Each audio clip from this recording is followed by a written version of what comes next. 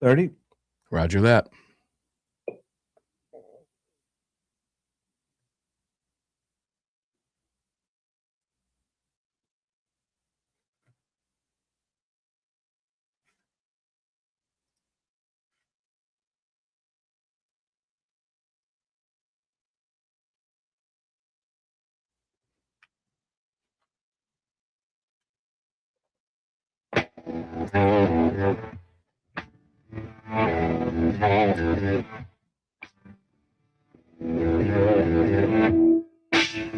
This is Armed American Radio. If they want to take my guns, they're going to have to bring a station wagon and a whole lot of friends, because I'm not giving them anything. From the Car Firearms Group studio at the Patriot Mobile Communication Center.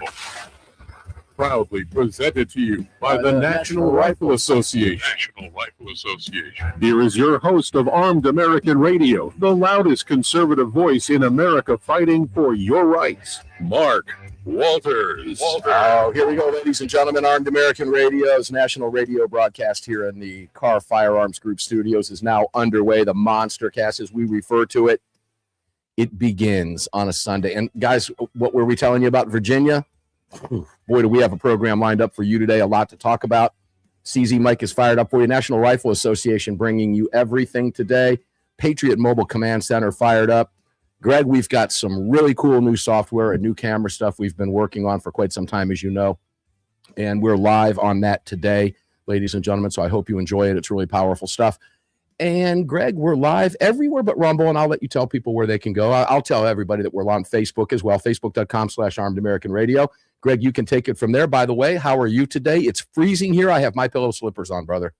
It's not too bad here. We're about 60, so it was cold this morning. We'll say that. It is biting cold out here right now. The studio is fired up, and like I said, the My Pillow slippers are on, and God bless those things. They're so warm. I wear them with jeans. I wear them everywhere I go. They're like a pair of shoes, man. Oh, yeah. I love these things. Absolutely incredible. All right, Greg, go for it. Yep. Yeah, other places to watch the show are going to be YouTube tonight. Just do a search for Armed American Radio with Mark Walters. You can watch us over on X at AAR Mark. You can head over to armedamericanradio.org or .com, hit that menu icon, then select your watch live or listen live option. And lastly, to join our live chats, just download Telegram, create your profile, and search for Armed American Radio Conversations. Oh, that'll do it. Let's go right to the phones. Cam Edwards, bearingarms.com, and Cam and Company. Cam, it's great to have you here. I hate what we are getting ready to talk about, brother. I absolutely hate it, but talk about it we must. How are you today, my friend? Well, I mean, you say you hate what we're about to talk about. I got to tell you, as a Virginian, I really hate what we're going to be talking about. Yeah, let's get the size out of the way now. 1, 2, 3. Guys, we told you. We told you this was coming, and boy, I tell you what, it came faster and harder than I thought. Not harder. It came a little bit faster than I thought it was going to, Cam. And I'm not sure. I say I'm not sure where to start, but we're just going to get it underway. Do you want to, how about we go through each one of these bills? Ladies and gentlemen, I'm going to quote off of the NRA ILA page for you today, just to give you a little bit of an idea of what you're up against in the state of Virginia, which we have been warning you about for quite some time. But the anti-gun legislators in Richmond have wasted no time, absolutely no time. Here's a summary, Cam, and then we'll break these down, of some of the pre-filed gun control bills in the General Assembly. And there will be more, ladies and gentlemen. Number one, House Bill 271, and this one is horrible. It's egregious. Bans certain semi-automatic firearms, including many semi-automatic rifles, pistols, and shotguns, and arbitrarily limits magazine capacities. This bill is an attempt to redefine and ban firearms that are in common use by you, ladies and gentlemen. It is plain and simple gun confiscation by definition. We'll explain that in a moment. House Bill 207 creates a $500 tax on the retail sale of firearm suppressors that will be allocated to the general fund. It is nothing more than a cash grab to price out you, the law-abiding citizen. Senate Bill 27 and House Bill 21 create sweeping new standards of quote-unquote responsible conduct for members of the firearm industry, including manufacturers, distributors, and retailers, requiring these businesses to establish and implement vague and subjective reasonable controls over the manufacture, sale, distribution, use, and marketing of firearm-related products. Further, they establish a broad civil cause of action, allowing the Attorney General who is a radical leftist, by the way, local government attorneys, radical leftists, or private individuals to sue firearm businesses for injunctions, damages, and costs. A direct attack on the firearms industry, ladies and gentlemen.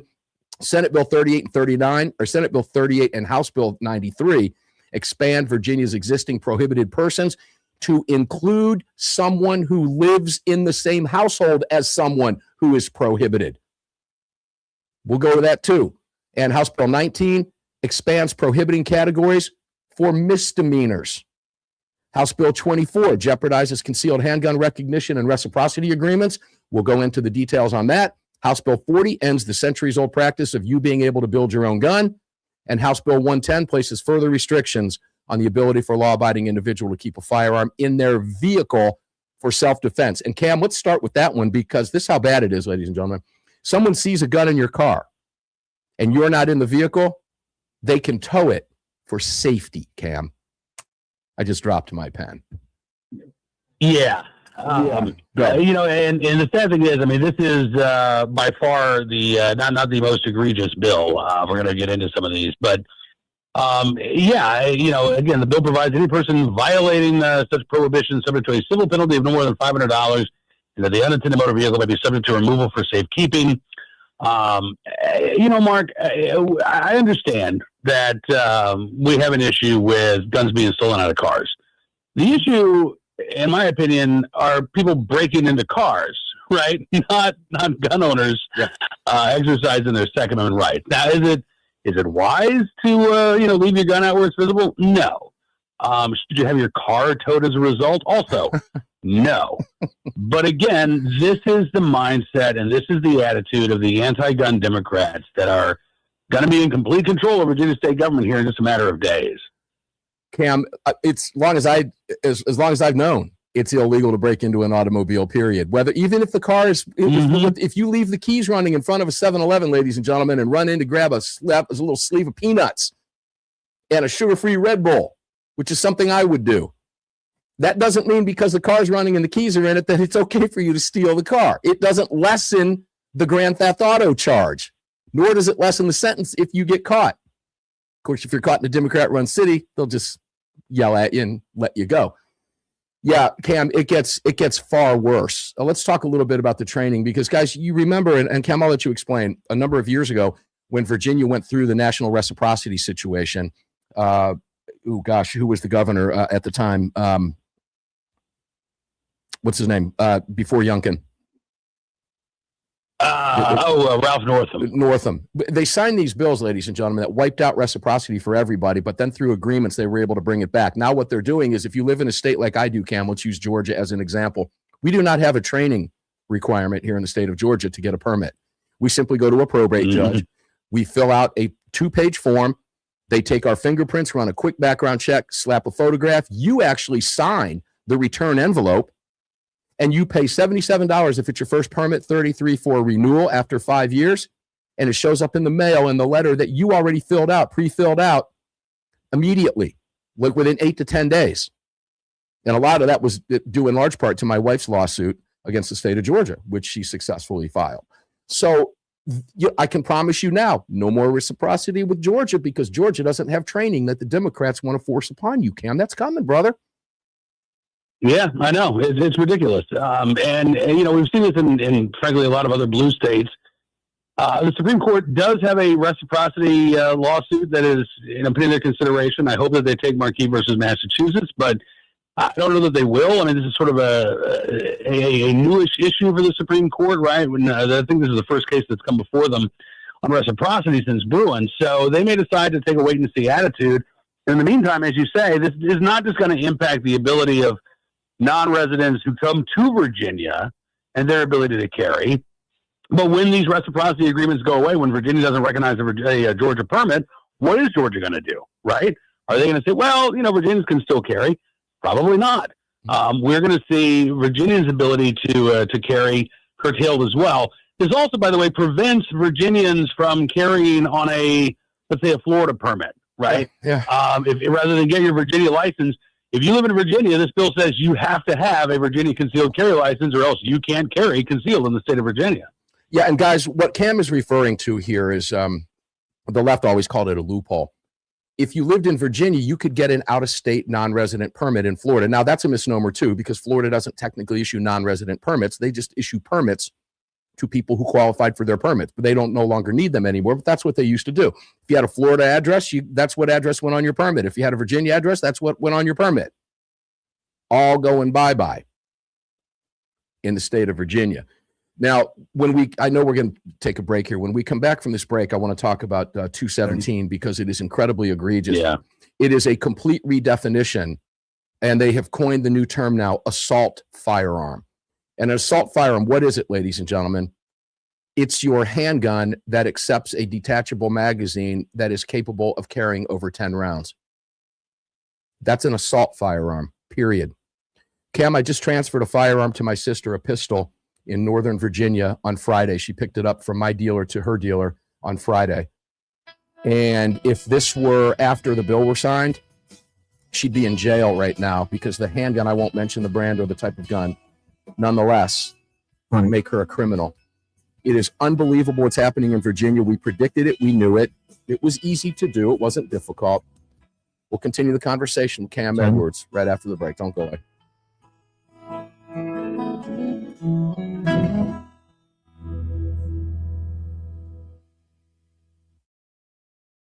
Guys, I see some comments in there. I'm going to leave this up during the breaks, but I see some comments. Some of you are really digging the video tonight, and it is very cool. We're thrilled to be able to bring it to you. A lot of work has gone into this over the last few months, and lo and behold, well, it worked out. It's about all I can tell you. So I hope you enjoy the show today, and there will be more of you coming in, no doubt. So thanks. But please comment, because the comments are visible. I don't believe the X comments are, but if you're commenting on Facebook or if you're commenting on YouTube, we can see them all in one place. And we'll get to some of those because it's kind of fun. So, yeah. Appreciate your support as we continue to grow this for you, ladies and gentlemen. It's been an awful lot of fun. Greg in Dallas, mics are up and cameras up. Would you say the temp was down there 65 in Dallas? No, we're currently at 51, but we were up at over 60 earlier. I'll tell you what, man. We dropped like a stone today, and it was one of those, the bone chilling kind of colds that got you. You just couldn't get warm. It was 70 degrees yesterday, so we didn't have the heat on in the house. Yep. And overnight, the temperature dropped. I got up this morning freezing, and I was never to shake. I couldn't shake it all day today. It never did get above 50, but it was windy and it was cold the whole time. And it's been one of those bone chills. But oh boy, guys, if you live in Virginia right now, I want you to go watch Jared Yanis's clip over at Guns and Gadgets he put out yesterday, and it was one of the better clips. Everything Jared puts out is really good.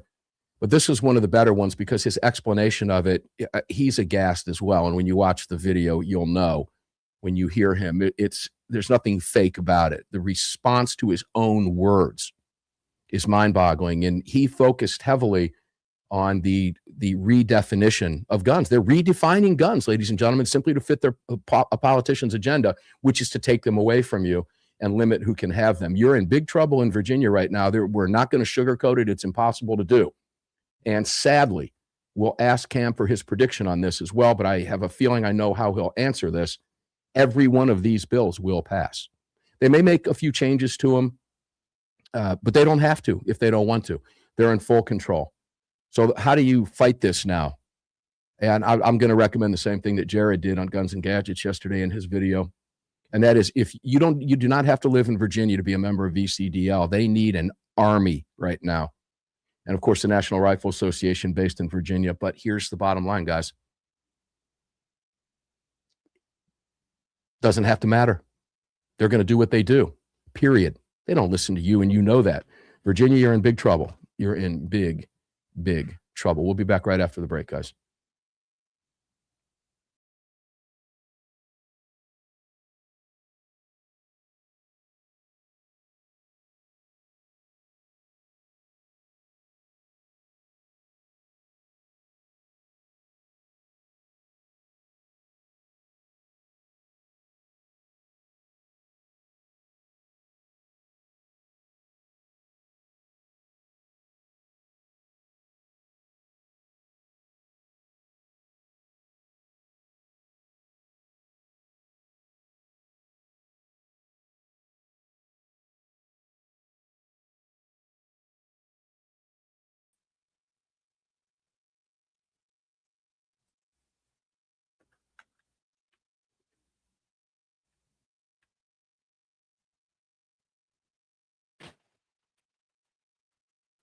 The following segment of Armed American Radio is proudly being brought to you by the National Rifle Association. Help us defend freedom by visiting nra.org/AAR and join today. Welcome back to the show. Yeah, welcome back to the show, ladies and gentlemen. Mark Walters here, filling your prescription for freedom in front of this powerful CZ microphone, CZ USA microphone here. All brought to you by the National Rifle Association here in the Car Firearms Group studios today at the Patriot Mobile Command Center. And ladies and gentlemen, National Rifle Association right now needs our support like never before. When we see what's happening in Virginia, I know a lot of you are probably thinking, I don't live in Virginia. Thank God I don't live in Virginia. If I did, I'd move. If I didn't lose anything up there I got to go in search of. Everything you're watching the Democrats do in Virginia is what they have planned for you where you live. I don't care how red the state is. If they ever get power, this is what they want. There's only one way to beat these people back, okay? And that's to get involved. And one of two things that you can do right now today is join the National Rifle Association, nra.org/AAR. Join, because they're fighting that fight in Virginia and they need our help to do it. That impacts all of us. And number two, VCDL, Virginia Citizens Defense League. You do not need to live in Virginia to join this organization. Let's go back to the phones. Cam Edwards, Cam and Company, and BearingArms.com. Cam, welcome back in, brother. I am outraged at what's happening. Let's talk about HB 2017 and the redefinition of firearms, which is so outrageous that it will literally wipe out hundreds of thousands, if not millions of guns if this is let to pass and stand. And sadly, I'm going to ask for your prediction at the end of the segment. I know what you're going to say. We'll go there in a minute. But let's talk a little bit about it. I've never seen anything so bad ever. It is bad, Mark. Now, I got to say, the way I'm looking at the bill right here, and this is the definition of assault firearm, quote unquote, which is not, by the way, new. Virginia has called certain firearms assault firearms for a number of years. So it's any semi-automatic centerfire rifle or pistol that expels single or multiple projections by action of an explosion, blah, blah, blah, with a fixed magazine capacity in excess of 10 rounds. So any semi-automatic centerfire rifle or pistol that holds more than 10 rounds, right, in a fixed magazine. Any semi-automatic centerfire rifle that expels, blah, blah, blah, blah, blah, that has the ability to accept a detachable magazine has one of the following characteristics. Then you get into the folding, telescoping, collapsible stock, muzzle compensator, flare launcher, threaded barrel capable of accepting a sound suppressor, semi-automatic centerfire pistol that expels, a single or multiple projections by action of explosion. And again, you get this definition of features, which again includes this threaded barrel capable of accepting a sound suppressor. So, I find it interesting that Virginia, you mentioned the $500 tax on suppressors that the Democrats want. Yeah. But also they want to make it, again, really difficult to actually use one of these suppressors too, right? I mean, you don't need a threaded barrel, but it's recommended.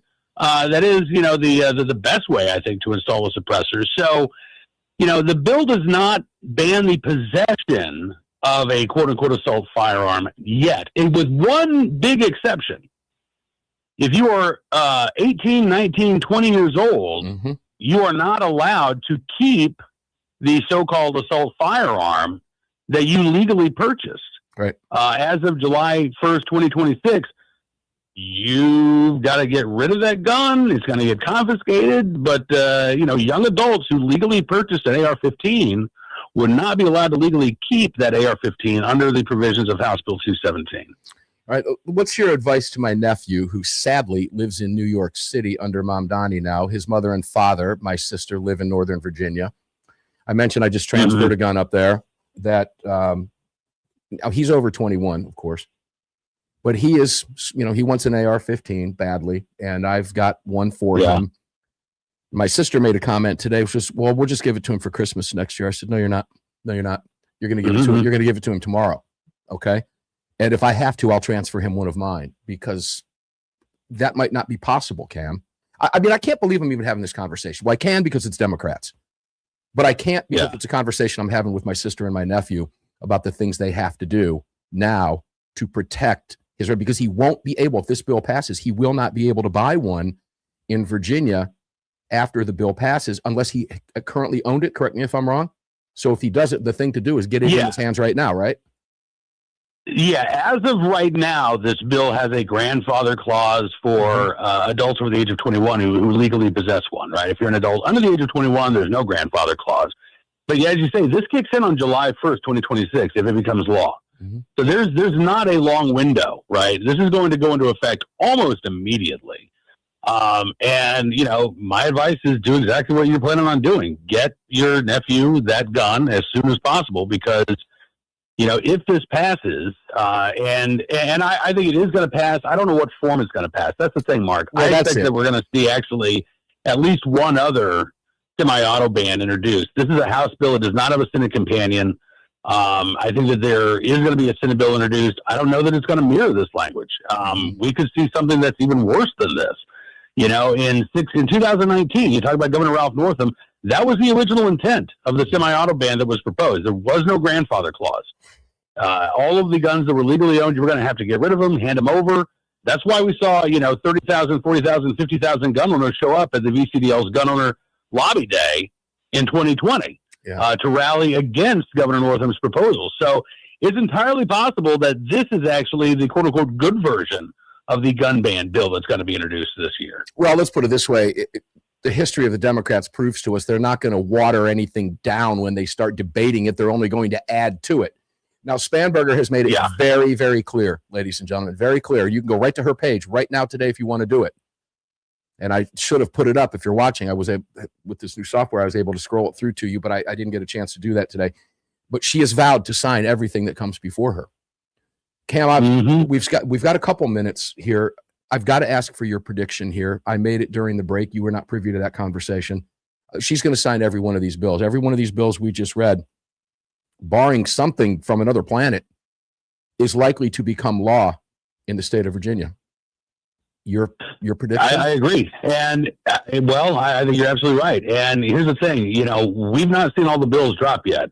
Democrats have until, I believe, the 14th to pre-file legislation. So in the next few days, we've already heard state senators talk about a permit to purchase bill. That's not been introduced yet. That's coming. So I expect that's coming, right? Again, the Senate version of a so-called assault ban, I think that's coming.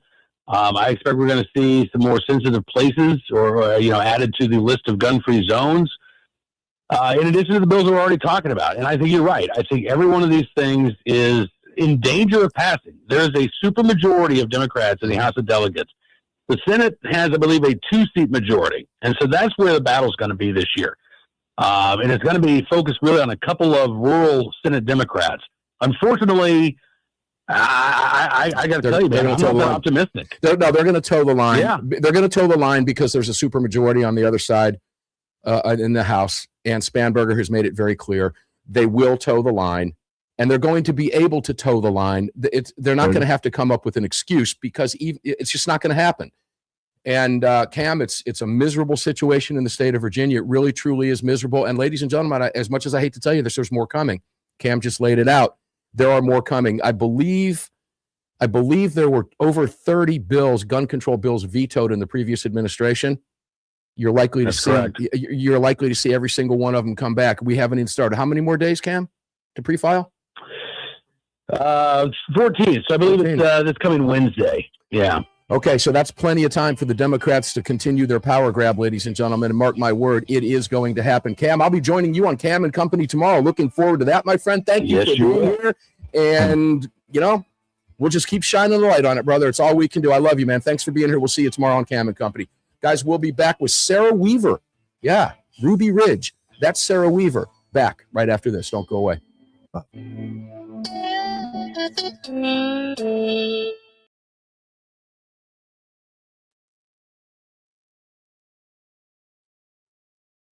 Oh, boy. I tell you what, man. What a mess.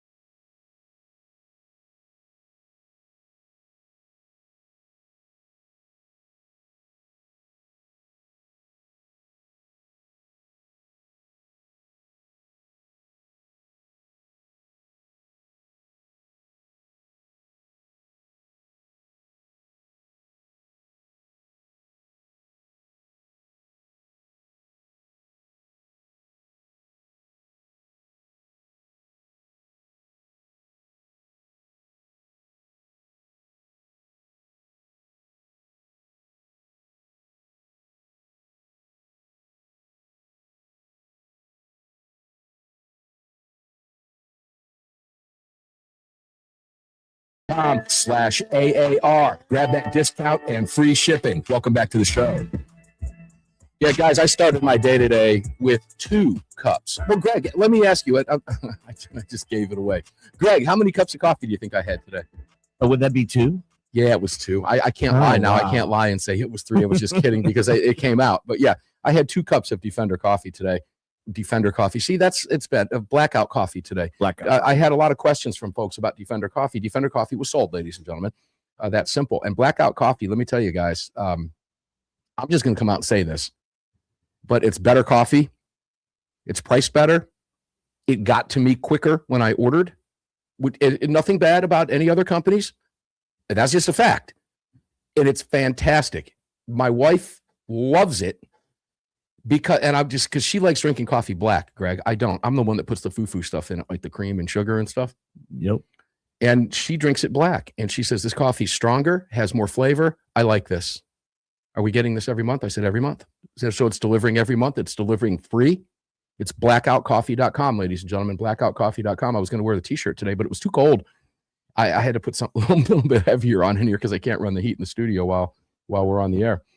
I could, but you'd be able to hear it. And I just don't want to do that to you. But guys, blackoutcoffee.com/AAR. Check it out because the website is up. It's the real deal. You support me. You support Jared Yanis. You support Guns and Gadgets. You support Blackout Coffee. You support the right to bear arms because they donate to everybody.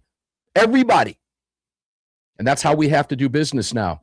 My gosh, if we're not in this fight together, guys, we can lose this fight. It's that simple. Virginians have sadly lost the fight. I hate to say that. It's a bad situation, but when you've got great companies like Blackout Coffee and Patriot Mobile that are donating and helping this cause, it can lessen the burden. Unfortunately, in Virginia, we're going to have to wait for court cases because the Democrats don't care. They just simply don't care. It's that bad, but that's why we do business amongst ourselves like this. It's why we have Patriot phones. It's why we have Blackout Coffee. It's why we do these things, ladies and gentlemen. Please support them. blackoutcoffee.com/AAR. The website's very cool. Go get some and check it out. Okay, let's get to the phones now here in the Car Firearms Group studios. I want to set this one up. I met Sara Weaver. You know Sara Weaver. Many of you do, depending on your age group. I had to explain what happened to my son at 21. He was not real aware of it. He is now. It has been for quite some time because of what his dad does. But many of you younger listeners might not know the story. But Sara Weaver, of course, Ruby Ridge, dating back to that debacle and the FBI, et cetera. And it was a real mess. And I got to meet Sara at the Gun Rights Policy Conference for the first time. She's a tremendous friend, and I'm honored and proud to call her a friend. And she's also a great friend of the Second Amendment Foundation as well. And Sara Weaver and I had an interview, and it was emotional. It was an emotional interview. And in 18 years of interviews, and this one was different because this one was live on a stage in a just a chat format, sitting at chairs together with microphones in front of a group of a couple hundred people. And it was also on film. It was being broadcast live. Sara Weaver joins me right now. We've got her for the next 2 segments. Sara, I'm so glad to have you back in this format now. It's wonderful to have you here. Merry Christmas and Happy New Year. How are you, my friend? Mark, it's so good to be able to chat with you again.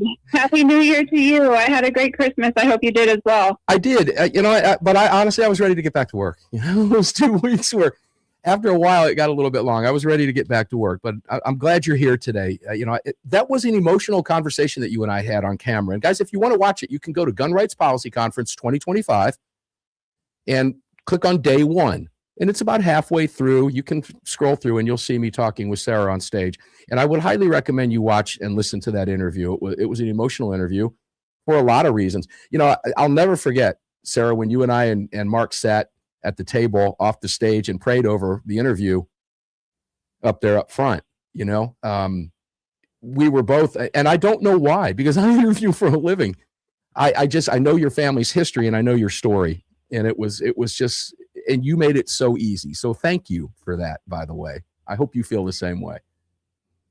I absolutely do. You made it very easy for me, and for a very difficult thing, for me to have to, share and relive every time. It's not easy. I don't enjoy it, but the people I meet along the way make it worth it. And you were one of those people. And I greatly appreciate just how you handled it and how you handled yourself. So thank you for that. It means the world whenever I do a difficult interview. I mean, your interviewer can make or break you, and that's the truth. Yeah, and we were live. I got to tell you, tears were flowing, ladies and gentlemen. Okay, so if you watch the interview, you'll be able to tell that. Okay, it was a lot of fun, and it was great. Let's talk a little bit, since let's think about what happened not long after you and I left the GRPC. What was it? End of September? What, 2 short weeks later? Or, well, it was just shortly after, of course. It was within the 2 weeks period, of course, of Charlie Kirk's murder. And yeah, I believe it was before the conference, right because that before. was heavily on my mind. Yeah, it was heavily on my mind when I traveled to Utah. And now let's look at what's happening across the country. I just want to get your thoughts, because so much has shifted since you and I left each other in September. It hasn't been that long ago. Do you feel discouraged, encouraged about what's happening in the country, discouraged about what's happening, what you're seeing? The rhetoric out there right now is so bad. Your family was a victim of rhetoric. How does this sink into you? It's got to impact you. Yeah, it definitely does. I, like so many other people, just grieved when that happened. I think a lot of us probably are still grieving. Charlie had some massive shoes, and I haven't seen anyone be able really to step into those at all, and I don't know if anyone ever will. It was a horrific loss for our country, and it's caused so much division. It's really sad to see right now. Yeah, it really is, to see people cheering something like that. Now, you rely, like, not just me and you and my family and your family and many of our listeners, you rely very heavily on your faith. And I love that about you. And I've shared that with you. And we saw the explosion in the growth of Turning Point. And, Christianity being under such attack in this country for so long and so many years. Are you encouraged? I am. I'll just throw that out up front. It's not a gotcha question, because I am very encouraged to see what's happening. Are you feeling that as well, too? Well, I can tell you from personal experience, whatever the enemy means for evil, God uses for his glory and his good. And I do think a lot of good came later, with people wanting to get closer to God after, such a terrible thing. And that is, something that has made it worth continuing to tell my story, is seeing good come out of it. And so that part is encouraging. I hope people can find their faith through, just searching for the answers why. A lot of times, we don't have those answers, and I go to God for my answers. I have to go to scripture, to see if what is being peddled any particular day lines up, because there's so many things pulling at our attention right now. And one of the things I was sharing with my husband the other day is how we are going to have to really, really pay attention to who we are as individuals, and not necessarily be led astray by algorithms or certain narratives that are being pushed on us daily, all day long, because it's easy to get off track, and it's just taking it back. For me, it's just taking it back to the Word and saying, what does God have to say about this? Yeah, it was when you see good come from that, I guess that's really the only, and I'll just use this phrase, it's really the only saving grace that comes from something like what happened with Charlie Kirk. But my kids both attended the Turning Point, along with my niece and my nephew, this year. And, the house was packed. That's incredibly encouraging to see so many chapters come out, to see Christianity, I think, begin to explode. People are getting back to their roots because they saw that the horror of what happened, and your family experienced a lot of that. And I know you had that impact on a lot of people. So I want to talk about your book when we come back. I've got the graphic up on the screen if you're watching, ladies and gentlemen. The book is Ruby Ridge to Freedom, the Sara Weaver story. And Sara, if it's okay, when we come back from the break, I'd like to go into some details and let you talk a little bit about the book and some of the topics that you hit on this and what you think is so important. We've got Sara Weaver. You know her from Ruby Ridge, ladies and gentlemen. I'll let you do the search on there. Time is very quick. We don't have time to go into that whole story, but you can find it. Most of you already know the story. We come back, we'll continue the conversation with Sara Weaver and the book, Ruby Ridge to Freedom, the Sara Weaver story. I have my signed copy. You need to get a copy as well, too. We'll be back with Sara right after the break.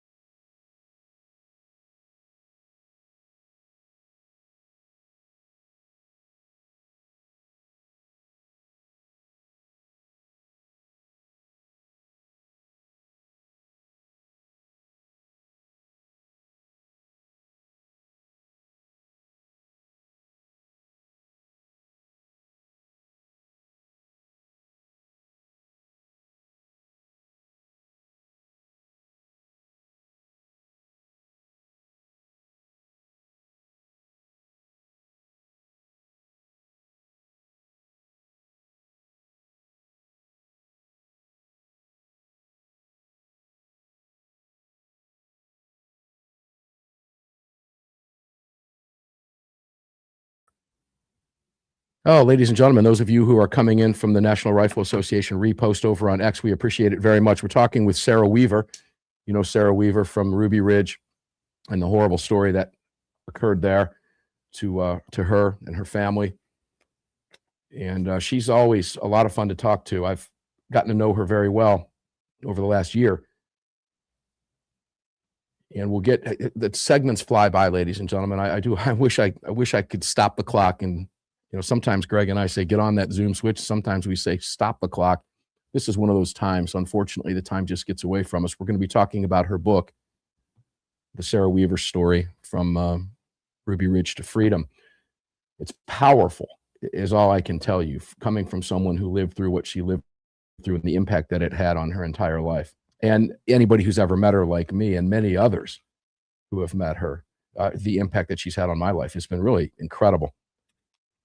So I apologize that time is going to fly by, but we'll just turn the mic over to her and let her tell her story about the book when we come back from the break. And all of you, welcome in. Thanks for being here very much. You guys can subscribe to us.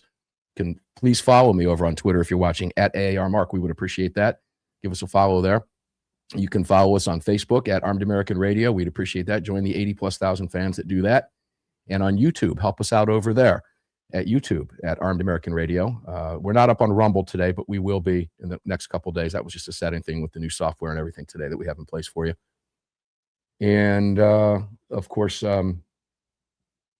X, Facebook, YouTube, and you can also watch the program at armedamericanradio.com. And you can please support us by visiting all of our great partners at armedamericanradio.com as well. We've got a really good one coming up after this break that we'll tell you about, and then we'll get back to Sara.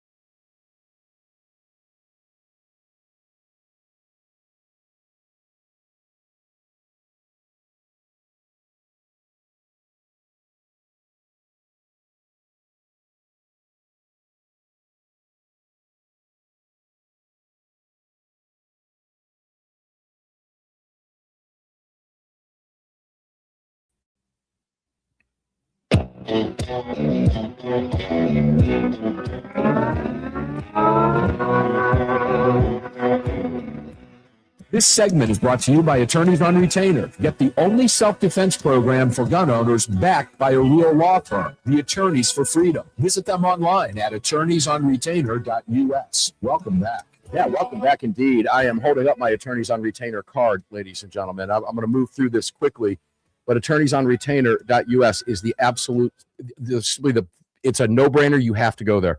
All right. It only went up a couple bucks this year. It's $37 in 2026. That's up $2. Use the AAR promo code, save $25 off the sign-up fee, whether for an individual or a family. All of the information is available for you on the beautiful landing page that we have up over there at attorneysonretainer.us/AAR. Take advantage of this. If you carry a firearm for self-defense, and I hope you do, you already know bad things can happen. That's why you carry a firearm. Well, when bad things do happen, I don't care how right you are. There's going to be an investigation, and you are not entitled to an attorney during an investigation unless you already have one. Think about it. $37 a month times 12 is less than the cost of 1 hour of a great attorney. And not only will you have one attorney, should you ever have to go to trial, you'll have 4. Okay? A dream team. attorneysonretainer.us. Absolute no-brainer. Take advantage of that opportunity there that we have for you. It's one of the best sponsors, if not the best sponsor we've ever had on this program. It is the real deal. And you can find them and all of our great partners. That includes budsgunshop.com, Goat Guns, all of them. They're all available for you at armedamericanradio.com. Sara Weaver, welcome back, my friend. It's a pleasure to have you here. I've got a graphic of your book up on the live stream right now. Ruby Ridge to Freedom. Talk to me about the book. What we discussed this at GRPC on the stage, but I want the radio audience to hear. What motivated you to write this, and why? And at this point of time in your life, after what happened to your family, what talked to you? What made you do this? Oh yeah, I actually the world knew my story in a really, I guess, terrible way. And you talk about how emotional you got on stage. I was running into that all over the country with the people that I would meet and talk to, and it deeply affected so many people everywhere. Like America lived it with us, and so to speak. And so one of the things that after God was so gracious, and I found him, or he found me, and I accepted Jesus as my Lord and Savior. And it's both. It's safe to say it's both. Yeah, it's mutual. Sure. Yeah, absolutely. He started healing me of my mess and, turning my mess into a message, not to be cliche, but I realized that the first book I had written with my dad just didn't reflect any of the things that God had done in my life. And I really, really felt that was the message that people needed to hear to sort of, turn the page and start that healing process. I had done, book shows all over the country with my dad, and people would just break down at our table. And so when God started healing me, that book didn't reflect me anymore. And I wanted to share what God had done for me, because I just wanted everybody to know how wonderful he is. And going back to my story, everyone knows, I just want to put this out there for your listeners that, are praying people. Bo Greitz was running for president at the time, and he was one of the most important parts of us getting off that mountain alive. Right now, he is having some health issues, and I would just ask that your listeners, if they're praying, people would just pray for him and his wife Judy, as I believe his transition to his heavenly home and a new body is probably sooner than later. And so I know the power of prayer, and if there's people out there that that care about him and what he's done. He's the most decorated Green Beret, I think, in history. And I've been told that the Rambo movies have been made based off of his life, and just a character larger than life. So I just wanted to throw that out there really fast. But you can read about Bo in my book, and just his heroic actions. I think he was key in the siege ending and us getting out of there alive. Yeah, I didn't ask you this on stage, and you mentioned this. I do want to ask you, that day that happened, did you think you were going to make it out of there alive? You personally, that was happening? No.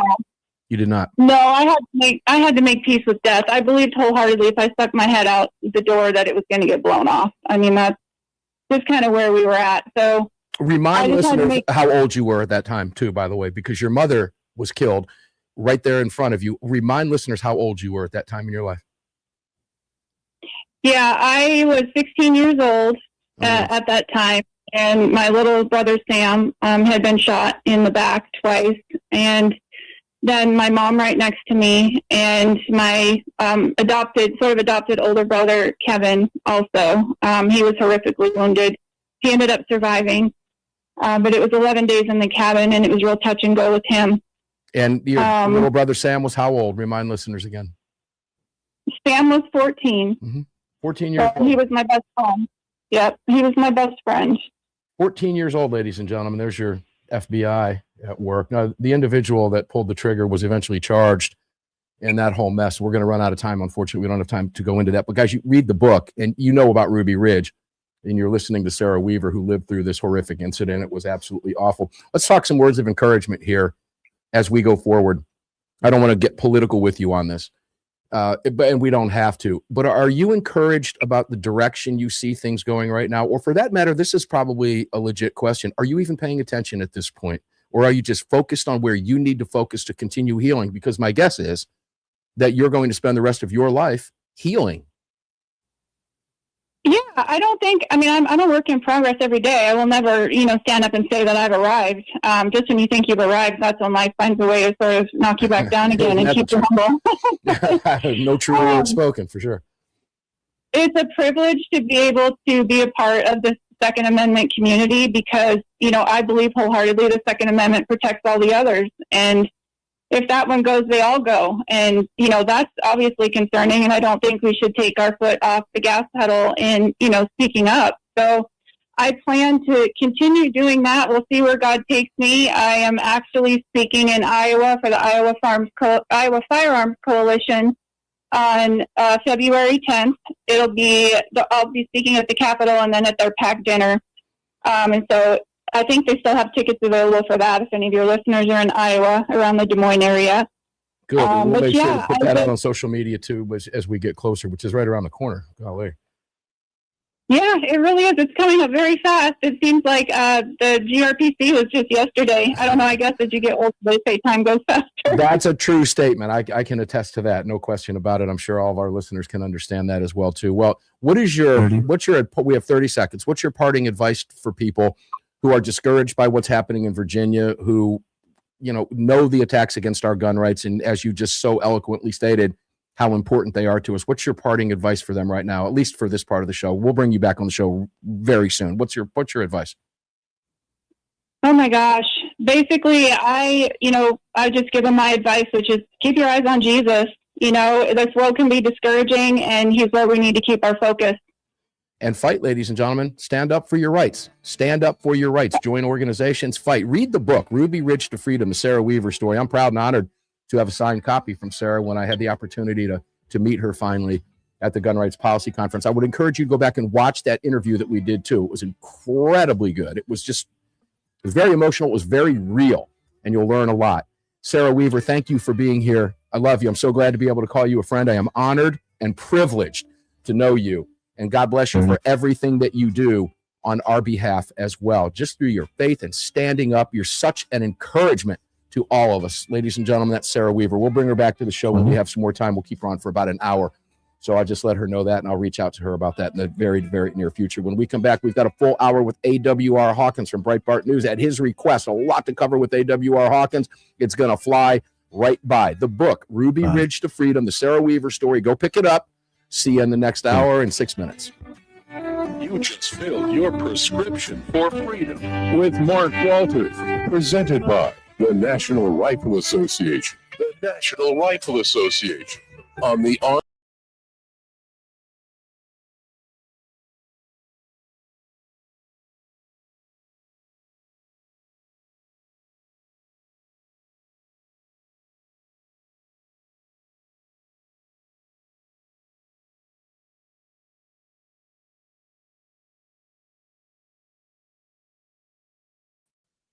All right, guys, we'll be back at 6 minutes after the hour. We're going to take a quick top of the hour break. For those of you that are new to the program, this is not just a live web show. Of course, it is not a podcast. It is a live national radio broadcast being heard on several hundred radio stations around the nation. And we take those breaks at the top of the hour. The sides are the national network breaks, and the local stations affiliates run their top of the weather, news, weather, and sports and all that between now and 6 minutes after. And again, at 30 to 34 after. Those are the local affiliate breaks if you're listening on a radio station. And then, of course, the two national breaks on the sides. So that's why we take the breaks here. You are watching a live national radio broadcast. In fact, this year we're proud and honored to have been named to the Talkers Heavy 100, top 100 most important talk radio hosts shaping public opinion in the nation today by the Bible of Talk Radio, and that's Talkers Magazine. It's an honor and a privilege. Thrilled to be able to bring the program to you. April 26th marks our 17th anniversary. April 27th will mark the start of our 18th year on the nation's airwaves, talking about and fighting for your right to keep and bear arms. Hope you enjoyed the previous hour. AWR from Breitbart's going to be dynamite. He always is. We're going to talk about some, I'm not going to call them controversial. Well, they're controversial, I guess, just keeping it in context as the topic itself. But we're going to talk a little bit about ICE. We're going to talk about threats made from some lefties, what their talk is about confronting ICE going forward. And we're going to talk a little bit about Virginia and some other stories that AWR has written. So you can check them. I'll bring up my live screen for you so you can see some of the stories while we're talking that I'm actually going to be talking with him about. Hope you're enjoying the new video and the new audio and all the good fun stuff we're doing for you. We'll see you on the flip side at 6 minutes after.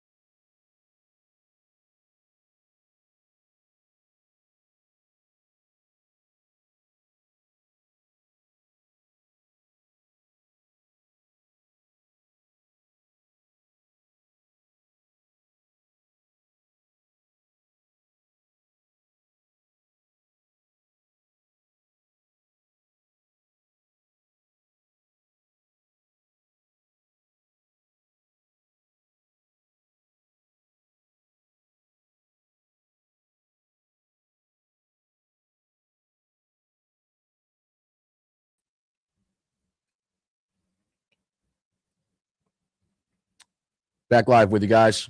About 15 seconds.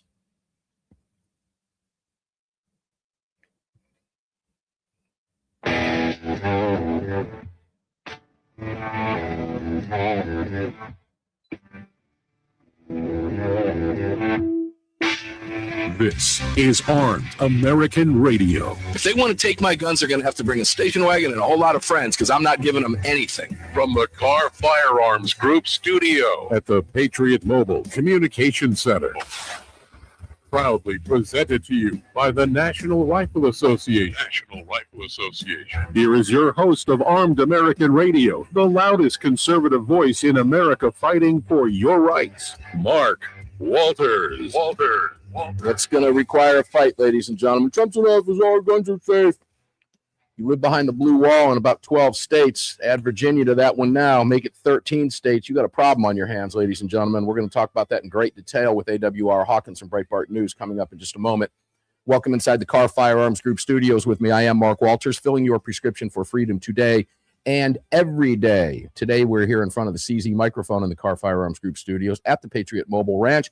And, of course, it's all being brought to you by all of our great partners, with the big one, the National Rifle Association. Greg in Dallas, Texas, we are live on Facebook.com/Armed American Radio, and really nice video and a really nice new format that we busted out today.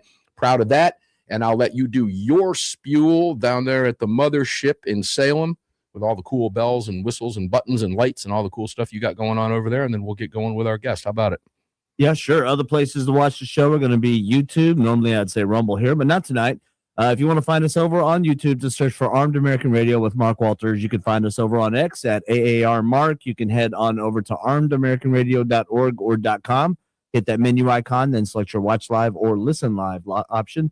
And to join our live chat, just download Telegram, create your profile, and search for Armed American Radio Conversations. AWR Hawkins, Breitbart News. Thank you for that, Greg. Appreciate it very much. AWR, I was thrilled when you called and said, can I have the hour? Because I knew what you wanted to talk about. And then, of course, the Virginia news begins to break and everything else. And you've just got a ton of stuff going on over on Breitbart News. And guys, you can see if you want to take a look at it here, the easiest thing to do is just check out, as you can watch on the screens, just go over there and search AWR Hawkins Breitbart News, and boom, there it is. You can follow along with us if you choose to do that. AWR, welcome in, brother. It's great to have you here. How you doing? I'm doing good. Good to be with you. Oh, it's always a pleasure, brother. I don't, where do you want to start? I'd like to start with that snivelly, whiny little rat, goes by the name of Steve Kerr, the Golden State Warrior coach, because it ties into what's going on with ICE and everything else that you've written. All of your stories kind of segue together really well. But let's talk about the bigger picture first. Let's talk about what happened and then tie it together in individual stories. Take it away. Just go for it. The mic is yours, brother.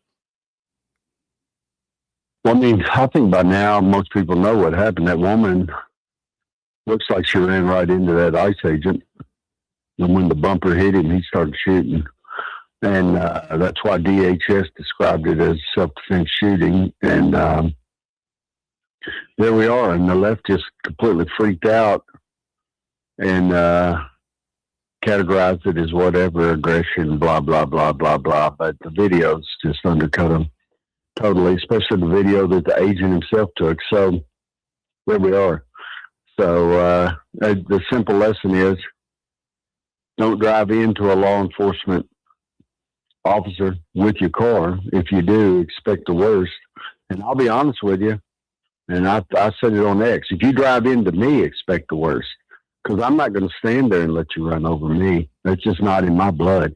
And when I feel that bumper hit my leg, I think this officer fired 2 or 3 rounds, and I believe 2 might be sometimes what they've said, and 3 might be at another. These are all estimations. I'll guarantee you I'll fire more than that if I feel your bumper hit my leg. And that's not a threat, that's a promise. Well, I mean, as far as I'm concerned, too, and with the level of training you have had and the level of training I have had, I probably would have, too. I think the officer showed great restraint, to be honest with you. Lefties don't want to hear that. But the mere fact that he did fire 3 shots rather than 10 shots is great restraint. And people also forget that this individual had somebody attempt to take his life in a very similar manner just 6 months earlier. And we forget what law enforcement does. And we have to put ourselves in the shoes of law enforcement at the time. You've got a vehicle coming at you with an unknown driver, unknown to them. All these lefties are looking at things after the fact.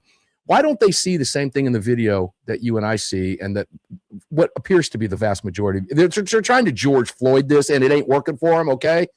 Well, why do you believe, or is it just that they want to believe because they're so filled with hate and rage and TDS and suffering losers?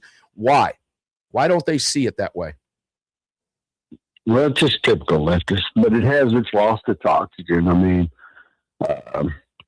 like I'm the latter half of today. By the latter half, I mean from 11 a.m. on, I had zero interest writing on this story because no one gives a crap.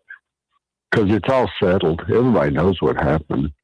And the left is not getting the dividends out of it that they planned on getting. It's the same thing. They did the same thing with a million different crises that they wanted to turn to their advantage.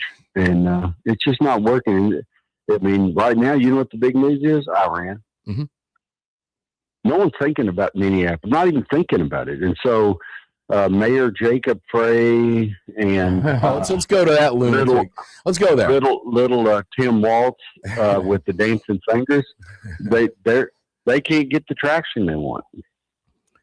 Okay, well that begs this question: why? Why do you suppose it's not getting the traction they want? Because they desperately want the traction. They want the George Floyd. Well, because the videos are everywhere. I mean, the videos are out there. You can see them. Social media, it's funny. Social media used to, who's that little short man who had short man's disease that used to own Twitter? I can't remember his name. Jack somebody. Dorsey. Yeah, Jack Dorsey. Is that right? Yeah, that's right. Yeah, Jack. His beard was longer than his legs. His beard was longer than his legs. He was bitter about that. And I would be bitter too, I guess. But, he canceled everybody that posted something he didn't agree with. So those days are gone. And now you get the real deal put on X. You see what really happened. And it undercuts these heathens at CNN, MSNBC, and elsewhere.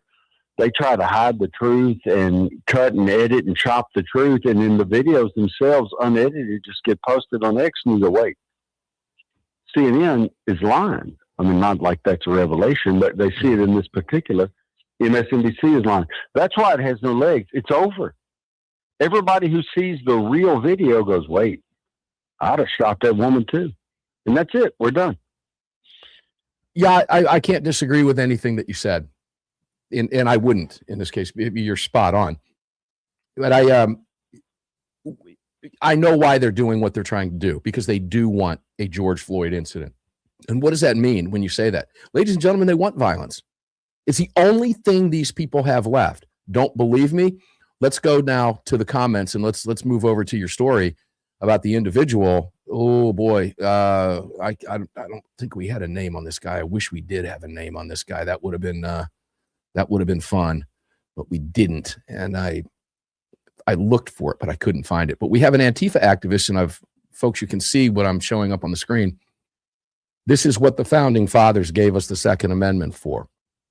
We have the guy who said, and I'll scroll down a little bit, we have to show up with guns and end this. What's his name? Kyle? You have his name? Oh, wait, no, that's a different guy. That's a different guy. The Antifa guy is not the guy who said that. Right. They're two different individuals.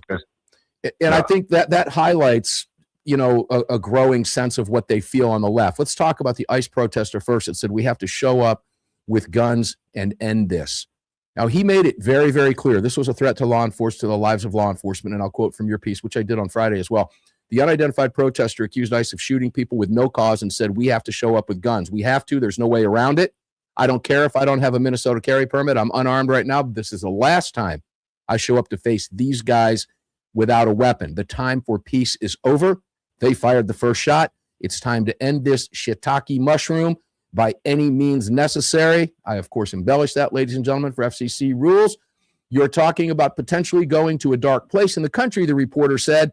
And his response was, we're there. This is the dark place. This is the dark time. We have people being sent to Salvadorian concentration camps. We have other countries being raided for their oil. There's no voting our way out of this. We can't wait till November. There's no waiting till the ballot box. We need to get to the bullet box.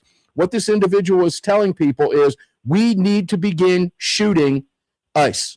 That's what he said. Tell me you want to murder law enforcement without telling me you want to murder law enforcement, or did I misinterpret this clown? 30 seconds. Yeah, no, well, I mean, I'm going to tell you, if he shows up with a gun, he'll already be outgunned. He was outgunned when he said that, and he had no idea. So, but the sad thing about this is the law enforcement officer is probably going to end up either being critically injured or losing their life, which is ridiculous. And if it happens, and old Fatty there is the one who does it, I hope, and I mean with my whole heart, I hope they shoot him so many times that he can stand between me and a new car, and I can tell you what color the car is. I hope they Funny. so many holes in him Greg's chuckling. that you can hold up one meal in your left hand and one in your right and ask me which I want, and I'll pick the Big Mac that I see in your left hand. hold that thought. We'll be back right after the break. AWR Hawkins, we've got him for 3 more segments and a lot to cover. Don't go away.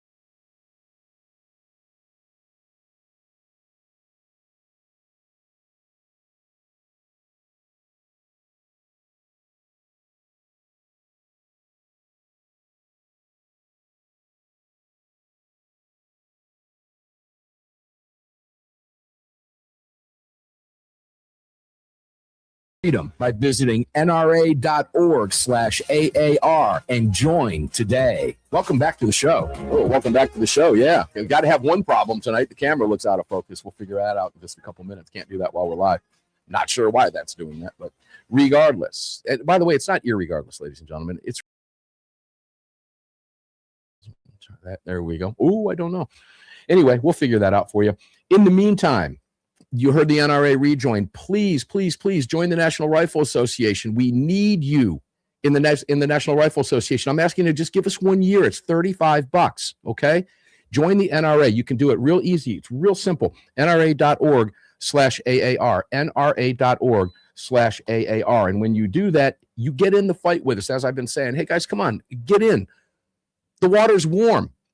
We need you in the pool with us. If you live in any of these blue states behind the blue wall, this fight is extremely real. So please, please, please, please, please get involved. It's real simple to do. We make it easy for you. It's NRA.org/AAR. Take advantage of it. $35. You can find it in your couch cushions, okay? Make the effort. Welcome back to the Car Firearms Group Studios with me. Mark Walters, filling your prescription for freedom here in front of the CZ USA Powerful and Platinum microphone at the Patriot Mobile Ranch. And, of course, it's all brought to you by the National Rifle Association and all of our great sponsors. You can find every single one of them, including Blackout Coffee. Sunday's Bloody Marys, by the way. Going to have a rejoin for them coming up beginning next week. If you like a good Bloody Mary, with or without a beverage in it, they're great. There's nothing better. I've been having them delivered to the house for 2 years. They love the show. They support us. Support them, too. We'll have all that information up for you on the website over the course of the next couple of days. Sunday's Bloody Marys. You can make sure to check that out. You don't have to touch it. Just pour it, drink it. It's fantastic.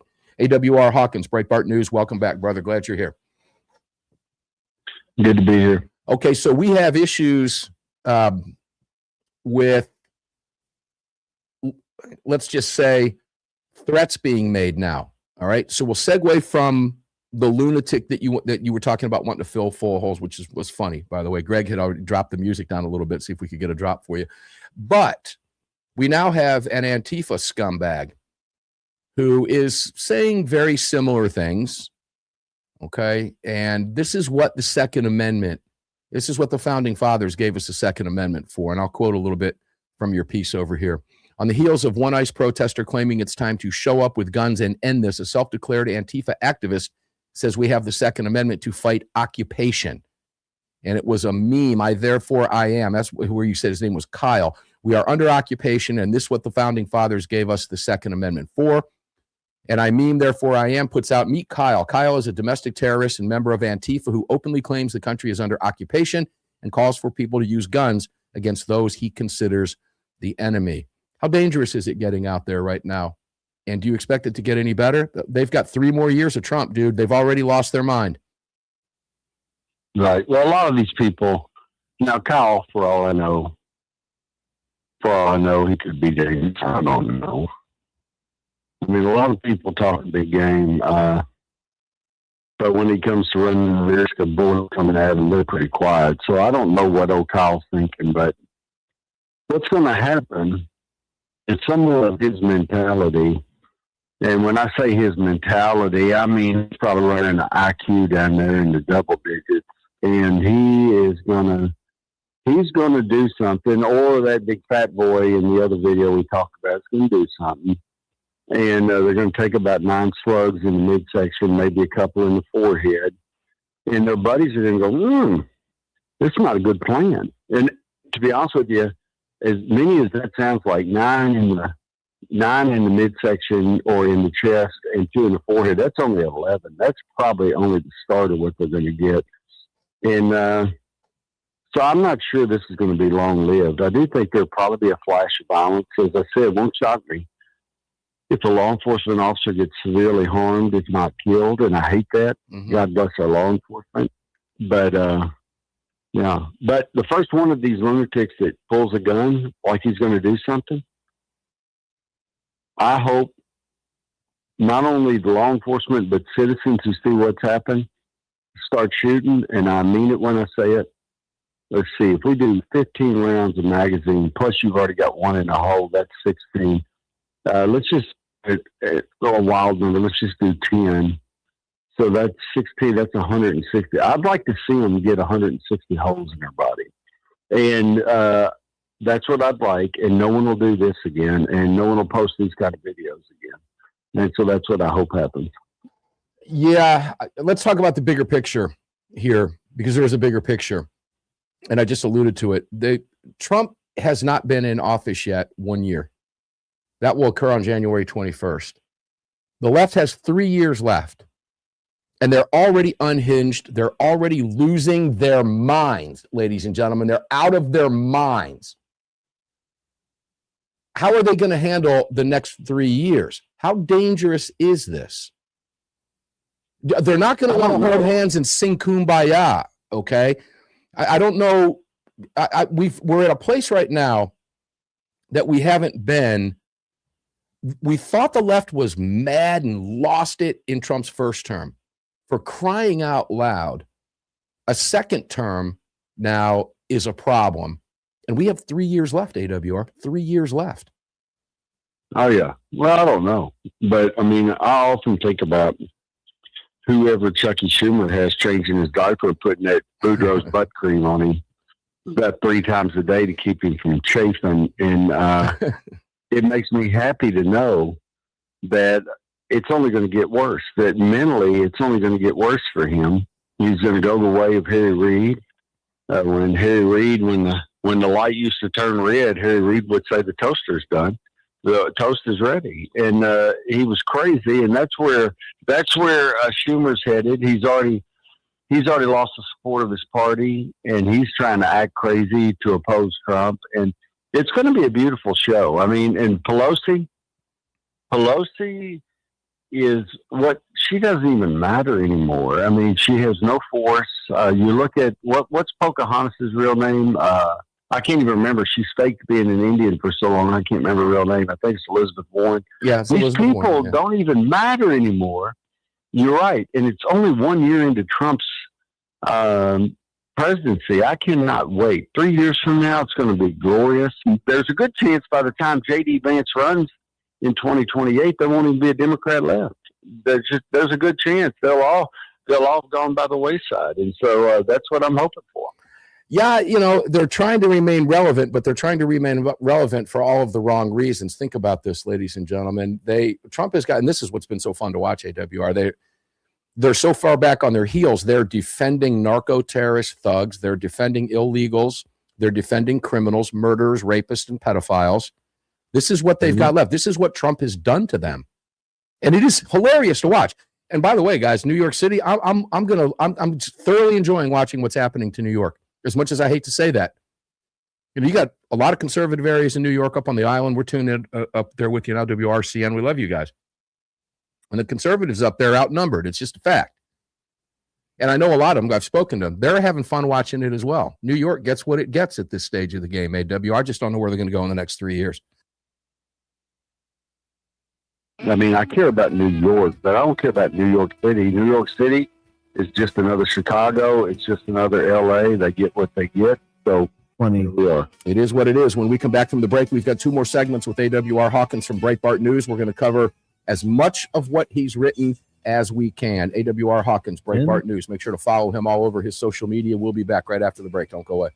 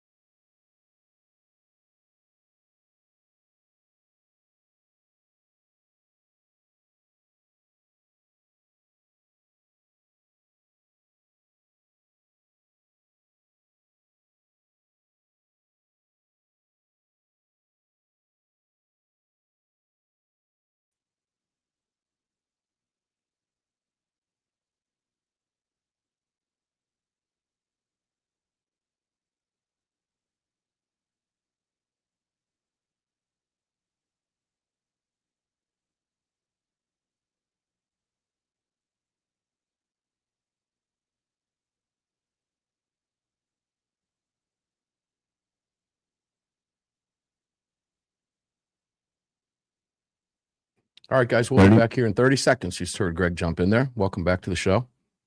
Wouldn't have been a clean one, Greg, with all the new crap going on if we didn't have some type of camera glitch, right? Yeah, right. At first, I thought I was looking at it just with my glasses off. Yeah. How do you think I felt? It's on a wide screen here in front of me. Yeah. And another monitor up there that's 75 inches.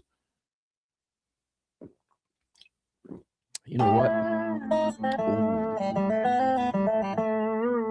This segment of Armed American Radio is proudly being brought to you by Blackout Coffee. Visit them at blackoutcoffee.com/AAR. Grab that discount and free shipping. Welcome back to the show. Yeah, welcome back to the show indeed. Greg, how many cups of Blackout Coffee do you think I had today? I gave it away before.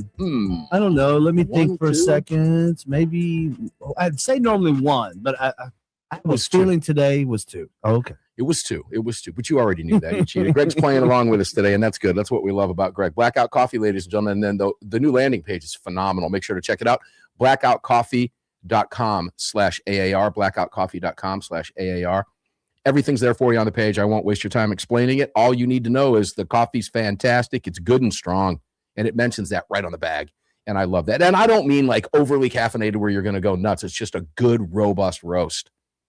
And I allowed them to pick based on my description of what I wanted when I was talking to a couple of them. And, man, they don't disappoint, ladies and gentlemen. It's the real deal. If you like your coffee black like my wife does, you'll love Blackout Coffee. I put a little bit of cream, sometimes some of the powdered stuff in it, and a little bit of sweetener. AWR drinks it black, too. He'll be getting Blackout Coffee to the house delivered to him real soon as well, courtesy of moi. And we'll make sure we give him the good, strong roast over there. blackoutcoffee.com/AAR. Make sure to check them out at the website, blackoutcoffee.com/AAR. Do that and visit all of our other great partners. You can find them all at Armed American Radio. You need a new holster, Crossbreed's got you covered. Need a new gun, we got you covered. Okay, it's all there for you. Bud's Gun Shop has everything you need, and you want everything they have. It's pretty much a match made in heaven. So make sure to check out our exclusive online retailer. That's budsgunshop.com, budsgunshop.com. And if you're up there in Kentucky or Tennessee, make sure to visit them. Their store locations are great. Looking forward to doing another live broadcast with them on site, and we'll be doing that soon. We're already in discussion with that. It's just a matter of making schedules work. AWR Hawkins, welcome back to the program, brother. Let's keep going. Let's just keep going. So the left is losing it. We know that. It's going to be a long 3 years for these people. Some of them are going to make big mistakes. As you said, my biggest fear, and I believe I'm right with this prediction, as much as I hate to say this, AWR, but law enforcement, there's going to be some terrible things happen with law enforcement because these people have in fact lost their minds and they're already making physical threats, and we've already seen it. But it's going to get worse, and I fear, like you do, that somebody's going to get killed. And well, ladies and gentlemen, when they're talking like this, they're acting the way they're acting. I guess my question is, what would you expect? Let's move over to Virginia real quick. AWR, we had predicted for quite some time when the Democrats won, and they pulled an 18-seat rout, I guess we'll call it, in the House. We were talking with Cam Edwards in the first hour, and it's just a mess in Virginia right now. I think he said they had 14 days to pre-file bills. They've already redefined by definition an assault firearm is what they call it, an assault firearm in the state of Virginia to fix what they want to do with their agenda. Spanberger's going to sign every one of these bills, AWR Hawkins. She's going to sign every one of these bills. What's your advice to Virginia, and what do you think is going to happen? I mean, that's what you get. So a bunch of people didn't show up to the polls, and a bunch of people didn't vote, and that's what you get. You let those heathens run the show. So if I lived in Virginia, I was gun owner, I'd move. That's it. Because it's all going to happen. The tax on suppressor is going to happen. The assault weapons ban is going to happen. There's nothing to stop it. You got a bunch of mouth breathers who, it's like a room full of people that when they read to themselves, their lips move. They're running the state now, and that's what you get. Yeah, and they're going to go crazy, which is why when I was talking with Cam, there are going to be more bills. When the Democrats have a majority that they have, a super majority, particularly in the House, they're not going to be able to flip those two moderate, rural Democrats. It's just not going to happen.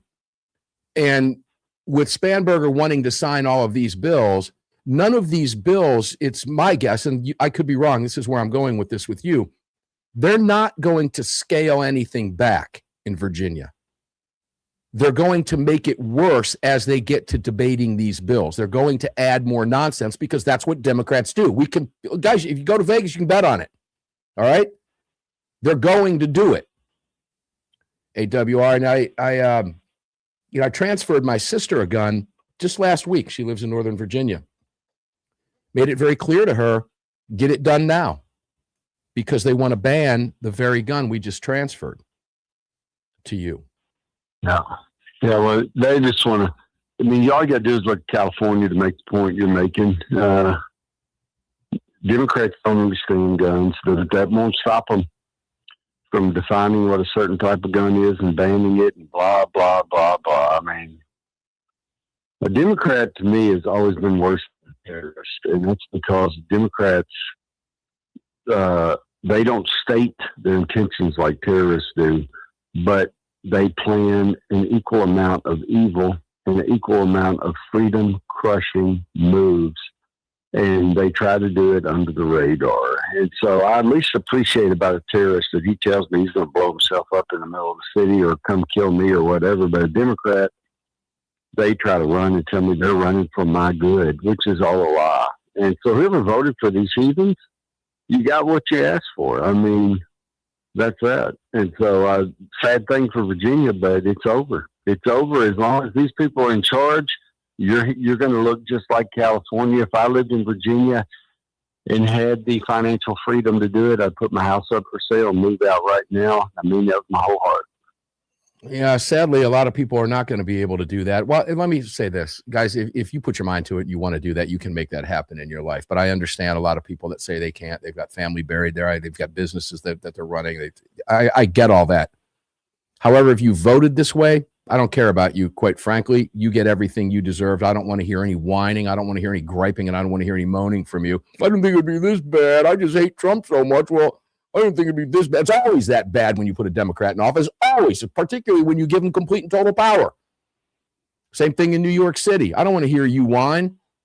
You brought it on yourselves. In fact, I'm going to laugh at you in the process. I feel terrible for the people who didn't and tried to vote the right way. But you're right. Let's get right to the bottom line here. Not enough of you voted in Virginia. Not enough of you voted. The gun rights groups in Virginia have been on you for years to get out and vote. Just not enough of you did it. Now, there's always a possibility that they could just flat out be outnumbered, AWR, by parents who you've met. My mom has said before during the first Trump administration, when she thought he wasn't going to win the first election, the first round, she said, I think there's just more of them than there are of us. To which I said, not true. Yeah. Not true. It's the ones that we have on our team that don't get out and vote. Washington State, you're listening right now. That's another great example. California, yeah, you're overrun. Okay. They're overrun in California. There's no question about it. But the worst part about this, AWR, is that this is going to wind up being tied up in courts for years. Now, the Democrats are well aware of that. Do they understand Bruin? Because when you talk about evil, if they understand Bruin, they know it's going to be overturned. They're doing it anyway. They're wasting their taxpayer dollars and tying up the court system all the way to the Supreme Court for likely 6 to 7 years at minimum. That makes it even worse, doesn't it? I think that gives them too much credit. I mean, maybe you're talking about people with low IQs, and I mean that with my whole heart. They're Democrats, so they have very low IQs. I don't even know that they could spell Bruin. I mean that with my whole heart. And I think that never crossed their mind. They just said, this is our chance. Now we have power, blah, blah, blah, blah. And they're going to run roughshod over Virginia gun owners. They just are. And again, that's what you get. You didn't show up and vote. You thought it wasn't important, blah, blah, blah. Or as you even said, that scenario where, well, maybe it's a counterbalance. If you thought that way, you're stupid.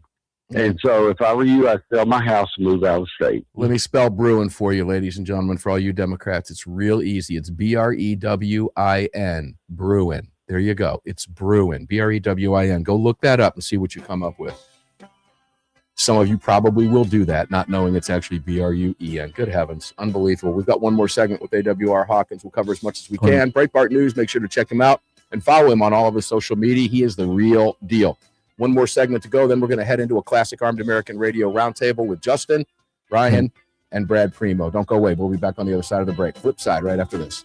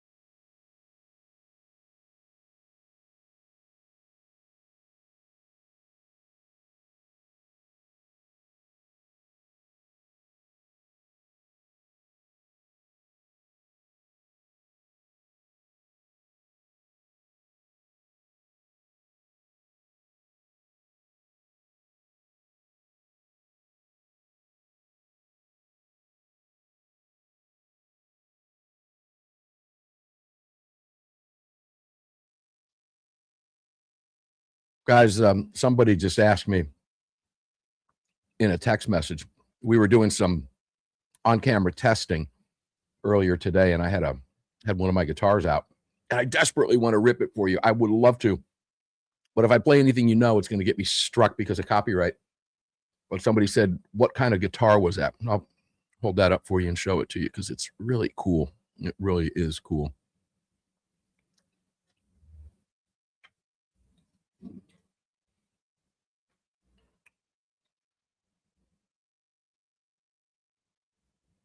There you go.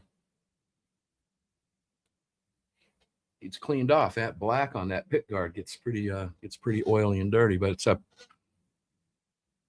PRS, Paul Reed Smith, standard S2, which is the step up above their entry level SE line. And I can be honest with you guys, anybody out there who plays guitars knows, Gibson and everybody knows Gibson and Fender and all that. I've got a Gibson Blueberry Burst Les Paul and a Gibson SG, two absolutely beautiful guitars. This one here is what I find myself playing every single day. I keep going back to this. The thing is wonderful, and it's about this, like I said, they have the SE line that they have over there, which they refers to their student edition, is made overseas. The S2 line and everything up, their core line and everything else, is made in Maryland. Handmade by American craftsmen, and the quality of this guitar is incredible, and it is about half the price of a Gibson, and it's an incredible instrument. And plugged into these Marshall amps I have out here, and a couple of these, I've got a modeler pedal called a GP5 that, if you guys know anything about it, if you play guitar and you don't have one of these, the thing's a game changer, and it was $79. Okay, get one if you don't have one. You can run it in front of the preamps. You can run it if you got tube amps like I do, or you can plug it in, put your guitar in, stick your headphones in, bring down the house. It's incredible. It's Bluetooth, so you can jam to whatever you want to jam to. But when we have the setup completely finished here, I'll be able to plug it into a DAW, and we'll rip some stuff that's not copyright for you just for fun because it's so cool. Coming back in 10 seconds, as you heard Greg say, and back to AWR. I've got one more segment to go with him. So thanks for the question. I appreciate it. Love talking guitars with you guys.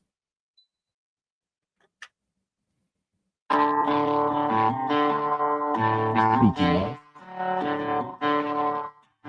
of, If you own a firearm, you know that a self-defense incident can happen anytime. That's why you need Attorneys on Retainer. They're the only self-defense program backed by real attorneys who specialize in self-defense cases. Visit them online at attorneysonretainer.us. Welcome back. Welcome back, guys. Do you know what to do if you're involved in a self-defense shooting? Back in 2002, I was forced to draw my firearm on two scumbags who were attempting what appeared to be an attempted carjacking off the car off my front left bumper at a traffic light. Those of you who know Tampa, Florida well, if you're listening on AM 860, I was at the corner of Nebraska and Fletcher in an area of town referred to as Suitcase City. Not a nice area, a lot of petty theft. But I'd driven through that area for so many times, lived there for so long, it never really struck me until about 6:20 in the morning that one day. And at that point in time in my life, I had not yet made a decision to carry my firearm every single day until that morning. That changed everything because I've never been without a firearm on my hip ever since. My gun did its job without my having to pull the trigger. But if I had to pull the trigger, this didn't exist at the time. The Attorneys for Freedom law firm did not exist at the time, but they do now. You're not entitled to a lawyer during an investigation, folks, okay? But if you have one, they'll handle it for you. Make the call. It's real simple. And God forbid you get charged, and many of you live in areas where Soros is funding your prosecutors. They hate you anyway. You're going to want this in your pocket. It is $37 a month, and you'll get $25 off at attorneysonretainer.us, attorneysonretainer.us/AAR. Go check out the site. Read everything. The landing page is beautiful. It explains everything. But if you, God forbid, have to go to court, you'll have a team of up to 4 attorneys. And that includes your attorney through the firm group in the state that you live in. All 50 states, doesn't matter. attorneysonretainer.us/AAR. Take advantage of this. This is a no-brainer. Put this card in your wallet. My 21-year-old son has it. My 23-year-old daughter has it. My wife has it. I have it. You should have it. And I'll tell you, I sleep easier at night. You would too. Trust me, just go get it. And so many of you have. We appreciate it very much. And we'll talk more in the next hour during a break about when we're coming up with the conference in February, okay? So if you're a member, come out and see us. There'll be a lot of us out there. Jared Yanis will be there. I'll be there. Alan Gottlieb will be there. Ryan Petty, Parkland Father, will be there, and many others speaking. So take advantage of that. It's a wonderful opportunity for you for a great price. ArmedAmericanRadio.com. You can find them all, and you can link to everybody there. Okay, support our partners. It's why we're here, guys. We want another 18 years, and that's how we do it. AWR Hawkins, welcome back, brother. Yeah, good to be here. Oh, it's always a pleasure, man. It's always a pleasure. So, Virginia, I think I'm kind of done with Virginia. We already know what's getting ready to happen there. Could we have some fun ragging on this little whiny, snivelly, dirtbag little rat who just doesn't understand the phrase, shut up and coach people who dribble? All right. This guy's unbelievable. He gets his face in every political, every bit of it left. It's Golden State Warriors. There's a kicker right there. That's the tip off. But Steve Kerr, why can't this guy just shut his mouth? I have no idea. I mean, I really don't. He's an embarrassment. And I can't believe the organization lets him run his mouth like he does. But again, they're based in California, so there you go. But, what an absolute embarrassment. And to Hawkins, if the ICE agent committed murder and the government lied about it, which is exactly what he talked about, is crazy talk, and it hypes people up. It gets these leftists going. These leftists, it's like the leftist fringe groups. They're a bunch of people that sit around. I don't know if it's cocaine, Adderall, or sugar, but they're just sitting around pumped up waiting for someone to say go. And Kerr's right there saying go, and he's a lunatic. He's not bright. He's really not. And, he's been anti-Trump the whole time. He's, of course, pro-gun control, so they write on him a lot. And I don't enjoy writing on him, again, because he's not bright. And but he is what he is, and he can't keep his mouth shut. And he's not alone. We've always had entertainers doing it. Well, we haven't always had them doing it. There was a time when you could go see a comic or watch a late-night show, and it was funny. But those days are gone. Jimmy Kimmel, of course, comes to mind, okay? David Letterman came to mind at that point in time when he was still doing his job. I guess, Jay Leno kind of stayed middle of the road for the most part. He did okay, but he followed in the footsteps of Johnny Carson, who just made people laugh. This guy coaches a basketball team, okay? He's entitled to say anything he wants to say. What I don't understand is why a guy in a position like this, who makes the kind of money he makes, insists on pissing off half the country who might otherwise watch his team play, might otherwise buy the jerseys, that don't now. And I've never understood the correlation there. I guess they think that they're more important than they are. I don't know.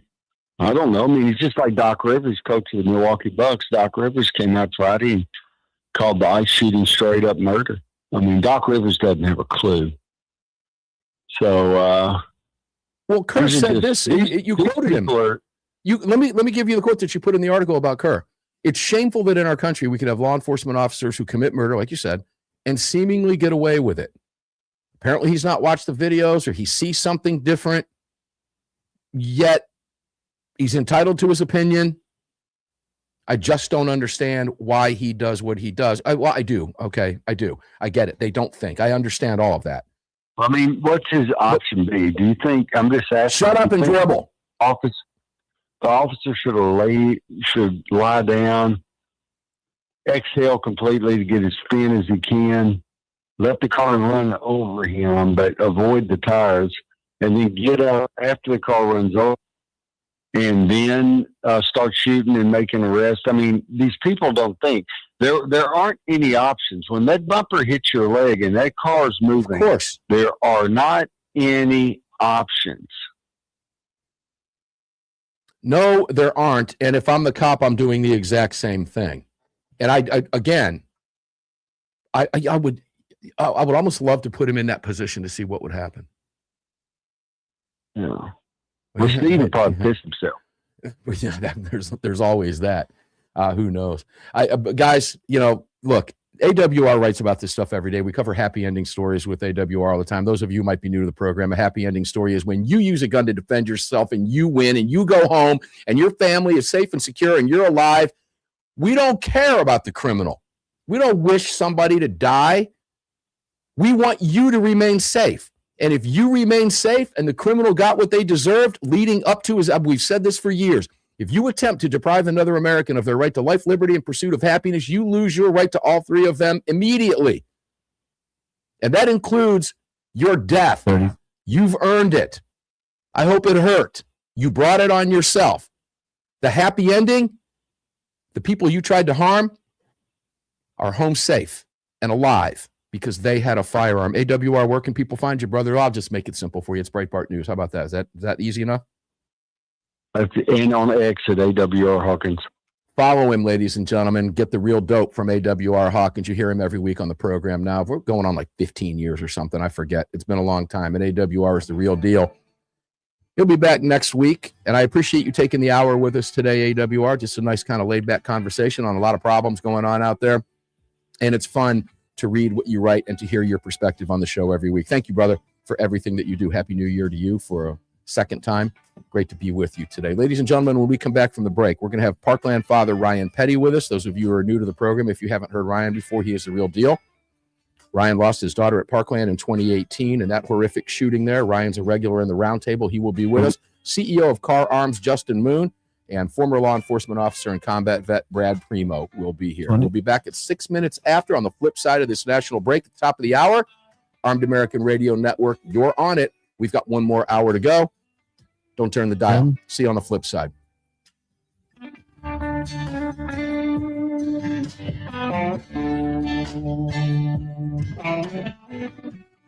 You just filled your prescription for freedom with Mark Walters, presented by the National Rifle Association. The National Rifle Association on the Armed American Radio Network.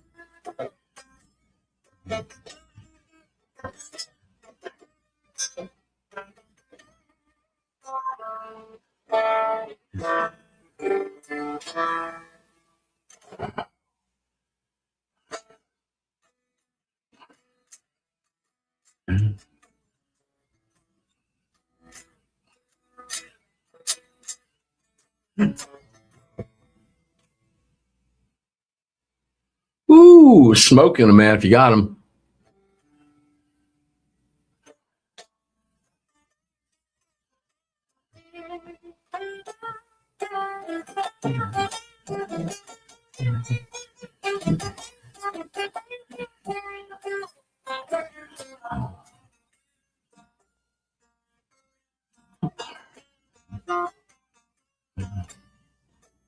Yeah.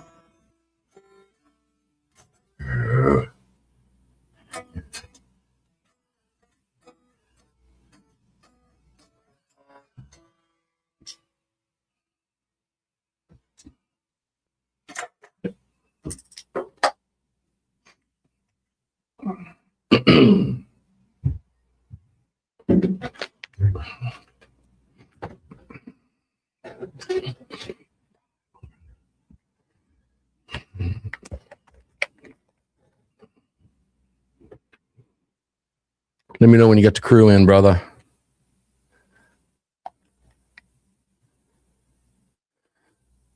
All right, so that's auto focus on there. We'll deal with.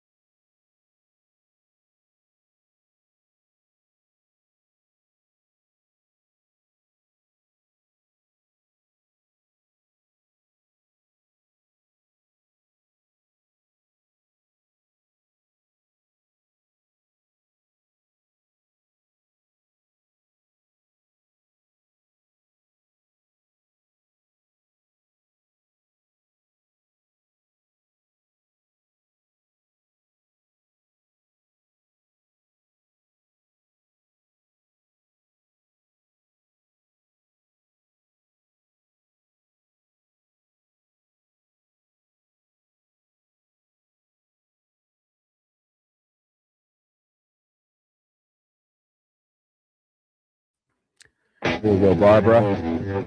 I'm just a guitar listener with big opinions.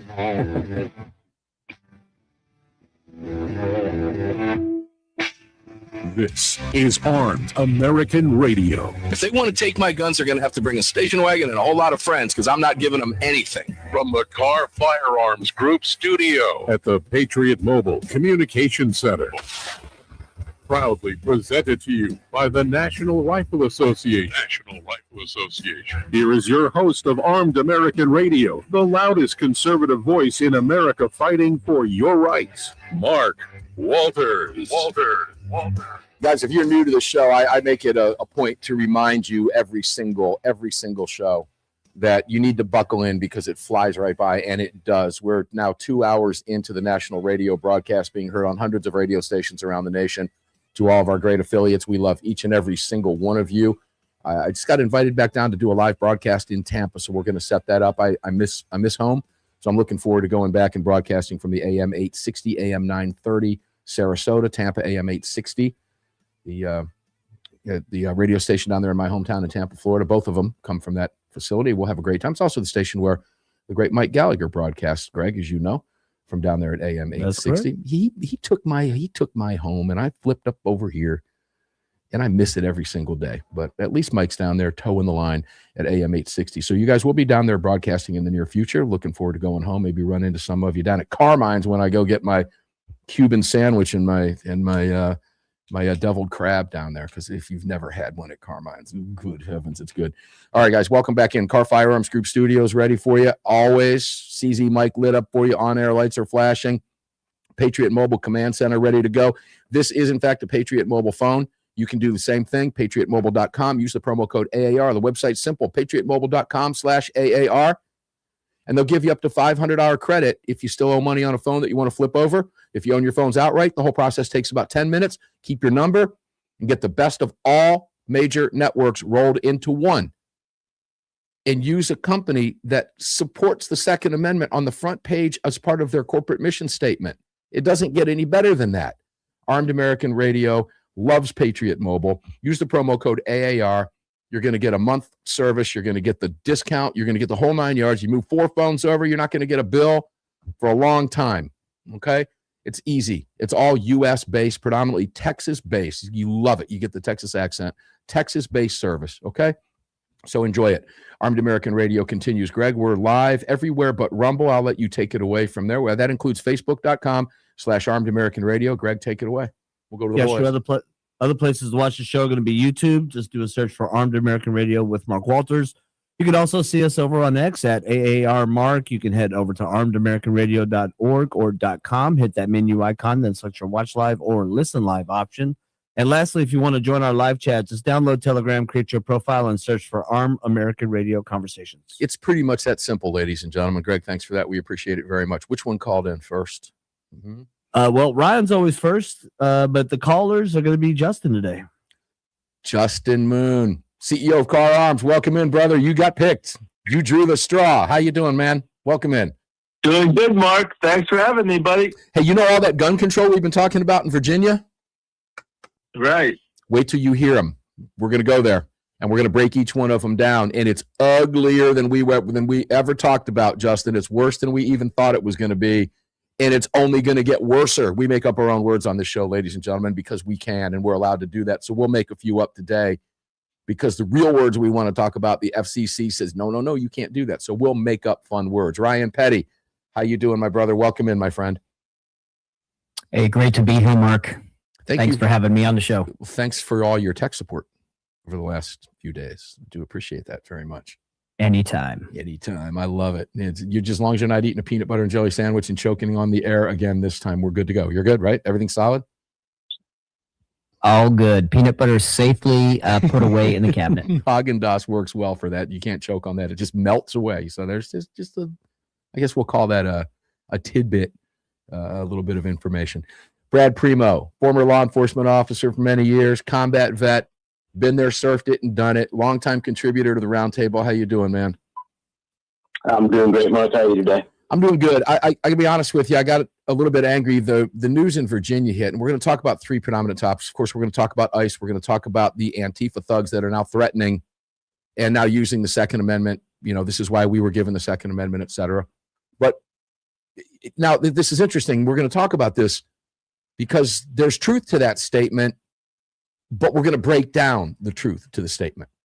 Okay? I'll explain that in just a few minutes. But Virginia, guys, Justin, I'm going to start with you on this, and I'm referring to the NRA ILA page. I want you guys to take a listen to the bills. House Bill 271, I'm going to hold off on that one. House Bill 207 creates a $500 tax on the retail sale of firearm suppressors that will be allocated to the general fund. This is nothing more than a cash grab to price out law-abiding citizens. Justin, what did the federal government just do with the tax stamp of $200 on suppressors January 1st? Well, it's gone now, so you better get your suppressors. You don't have to pay the extortion tax anymore. Extortion tax, exactly what it is. And I was just down at my local gun shop, well, a lot lately, but I was down again yesterday.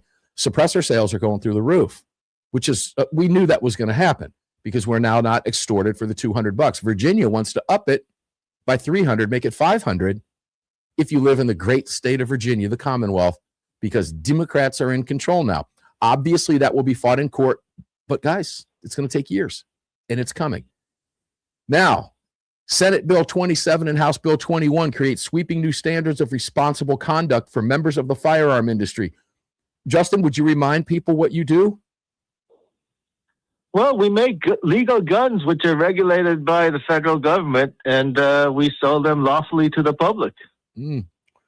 Glad you don't have a plant in Virginia. Wouldn't really make any difference because Virginia now gets this. They're going to require businesses to establish and implement vague and subjective reasonable controls over the manufacture, sale, distribution, use, and marketing of firearm-related products. Further, they establish a broad civil cause of action, allowing the Attorney General, who's a left-wing lunatic, local government attorneys, left-wing lunatics, or private individuals, most of them left-wing lunatics, to sue firearm businesses for injunctions, damages, and costs. These bills are a direct attack on the firearm industry and are designed to regulate the industry out of existence through litigation, despite longstanding federal protections. So I want to stay on that and start the conversation with you there, Justin, because you are the CEO of a major firearm manufacturer and a very well-diversified one at that. I have lots of guns that have your company stamp on them. When you hear something like that, personally, not from a business standpoint, just personally because of what you do and who you are, what goes through your mind that's FCC friendly anyway? Well, when it comes to Virginia, there's a lot of questions which we can legitimately pose about whether or not the elections were fair. I personally think that in this swing state, when the Democrats win, I think that they're engaging in their quite extensive election fraud, which we see throughout many of the states in which President Trump, quote unquote, lost in 2020. Do you take it personally as the CEO? Well, having my constitutional rights being stolen by election theft, that's personal. That's not something which we as Americans can accept. Yeah, Ryan, you're an FFL. From a business perspective, not as a parent. And a parent, I want to remind listeners of a beautiful girl who was murdered at Parkland. And when you see these attacks on our gun rights coming from Virginia, which, Ryan, we talked ad nauseum about these things both privately and on air over the last several months, particularly since November. We knew what was coming in Virginia. It was easily predictable. It's going to get worse before the pre-filing deadline comes on Wednesday this week coming up. As an FFL, from a business standpoint, first, when you hear this, what do you think? Well, I think they're focused entirely in the wrong place. I mean, what problem are they trying to solve? If it's the crime problem, why don't they go after criminals?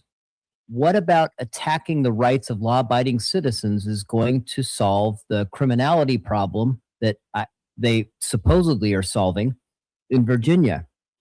Look, they're not trying to solve the crime problem. What they're doing is very transparent. They hate guns. They want to get rid of them. They're making commerce, legal commerce. To Justin's point, he's producing a legal product, and I sell that legal product. Mm-hmm. They're trying to make both of our both of what we do illegal and unprofitable, and it's wrong. And I hope that there are ways to fight back. Well, I don't know, and that leads us to a great segue, Brad. We've only got 30 seconds, so I'm going to ask you to hold tight during the break. I don't want to have to cut you off and get you started, but I'll give you a tip-off on the question now. Of any of the gun controls that we've just mentioned and more that we're going to mention, Brad, I know the answer to the question. I'm asking it rhetorically, but I want to get a little bit more detailed as to how many law-abiding or how many criminals and crimes this will actually stop. in the state of Virginia. And we'll get specific with these individual measures. We'll pick a few of them apart because they are nothing short of just idiotic, political hack. I hate you. I hate your guns. I hate your rights. I hate your freedoms. Therefore, I'm going to take them from you under the guise of public safety, of which none of it will occur. Back with the crew. We'll go back to Brad Premo when we come back from the break. Don't go away.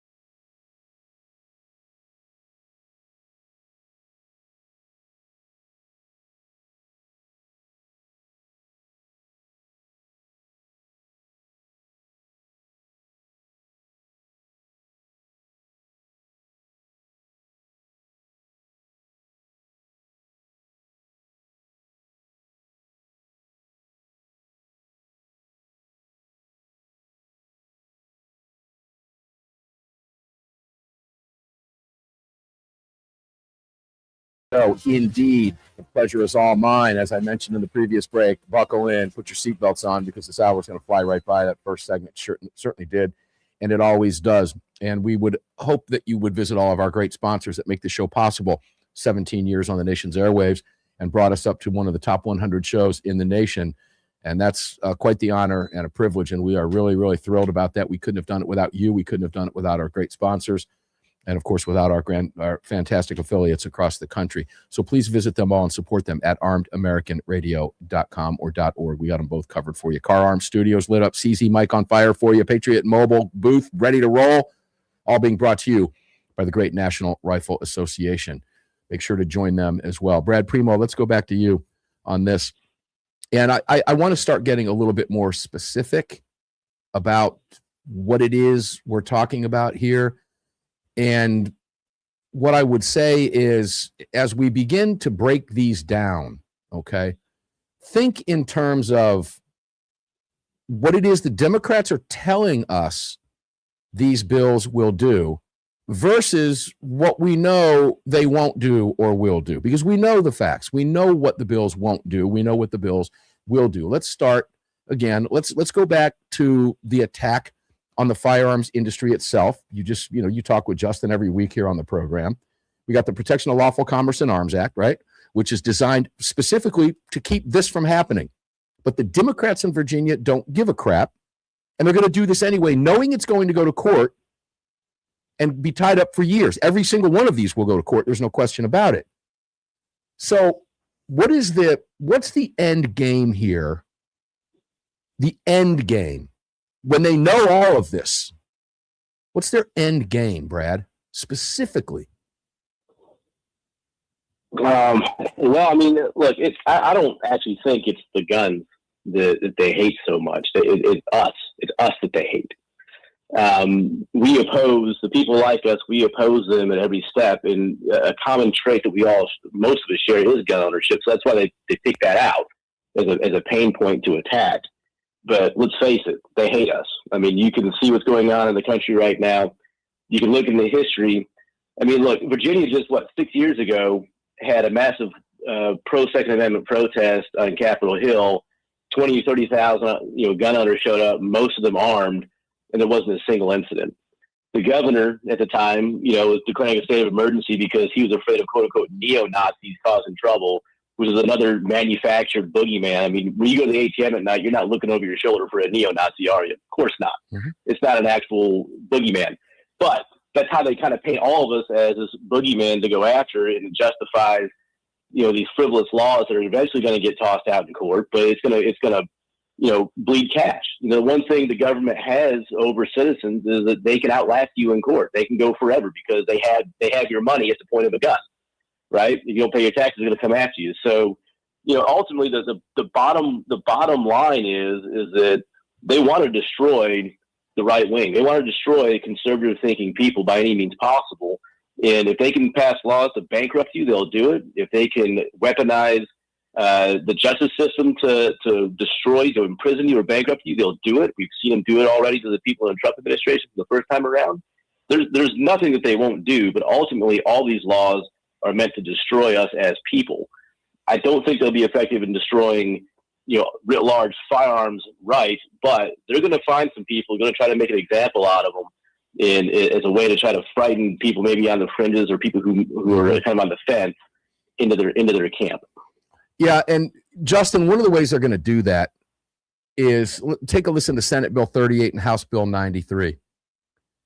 These are all pre-filed bills already, guys. And the pre-filing deadline is Wednesday, is what Cam Edwards, who is in Virginia, was telling us. And I'll just throw this out at you. There's no secret here. He believes, like I do, that every one of these are going to pass. Every one of them. Every single one of them will pass.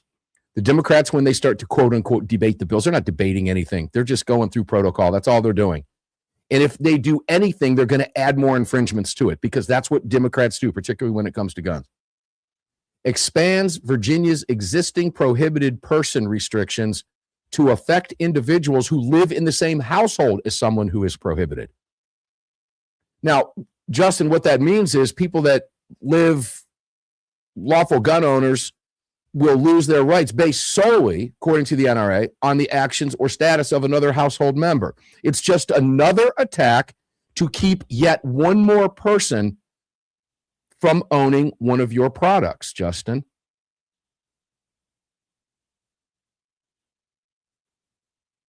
We are in basically a cultural war right now. The left basically wants to disarm us so that they can, put us in concentration camps and control us and take all of our property and whatever they want to do to us. So they're not going to quit because there's too much profit in what they're doing. The left, are the beneficiaries of government corruption and government largesse. So, we got no choice but to fight for our rights because this is coming to the finish line. It's either we secure America or we lose it all. Yeah, you are right. And we're going to go to that line in just a few minutes when we talk about the Antifa threats and another goofy scumbag threat about, arming themselves at the next ICE protest because the time for peace is over. That's their words, not mine. Well said. Ryan Petty, House Bill 19 in Virginia prohibits categories now for ownership. Now, keep in mind the context that we're talking about. Yet one more opportunity and avenue to disarm yet one more person, because that is their goal, is complete and total civilian disarmament. We know that. We've known it for years. And whenever they tell you that's not true, all you've got to do is listen to this conversation. Take a listen to what the NRA is reporting here.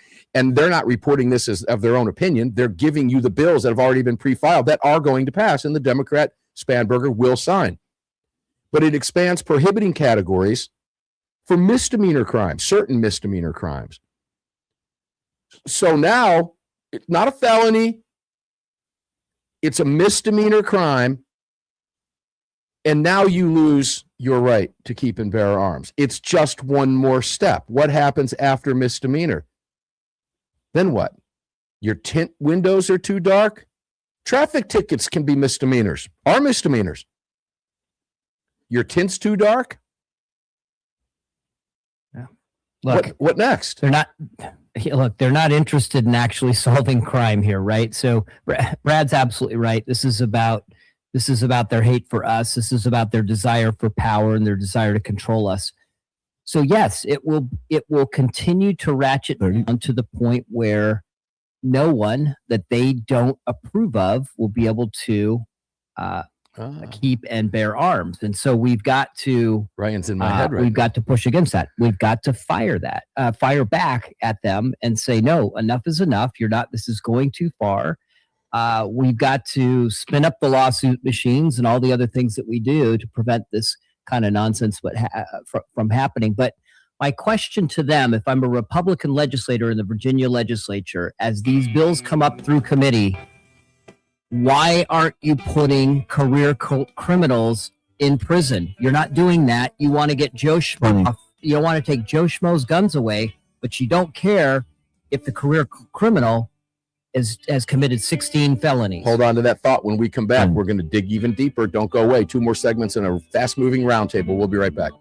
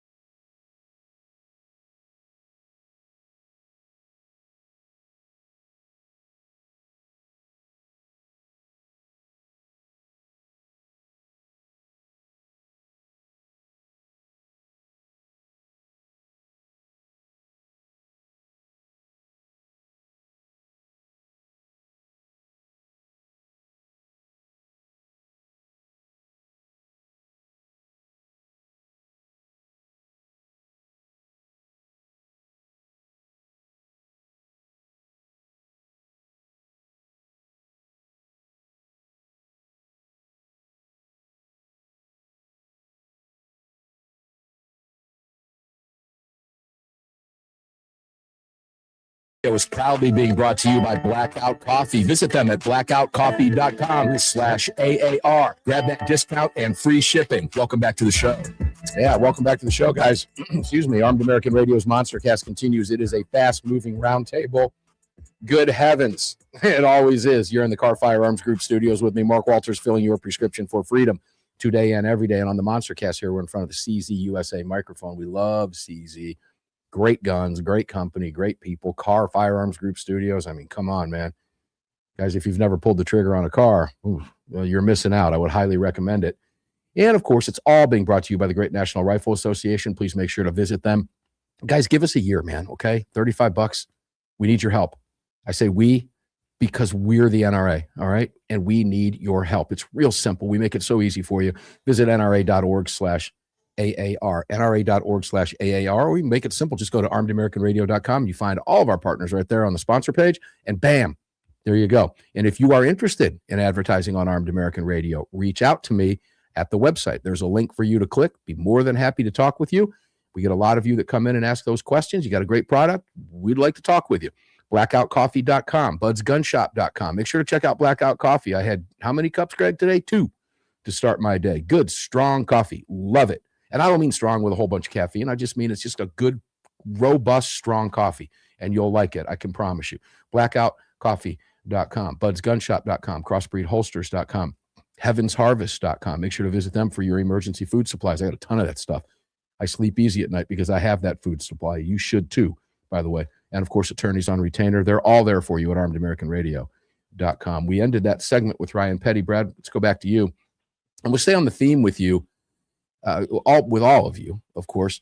But, Brad, in every one of these instances, particularly the one we're getting ready to talk about now, because House Bill 24 jeopardizes concealed handgun recognition and reciprocity agreements in Virginia. Now, I don't have time to read. I've read House Bill 24. Yeah, let me get a click over there and go to that. Let me read part of this. This is what's been introduced a couple days ago.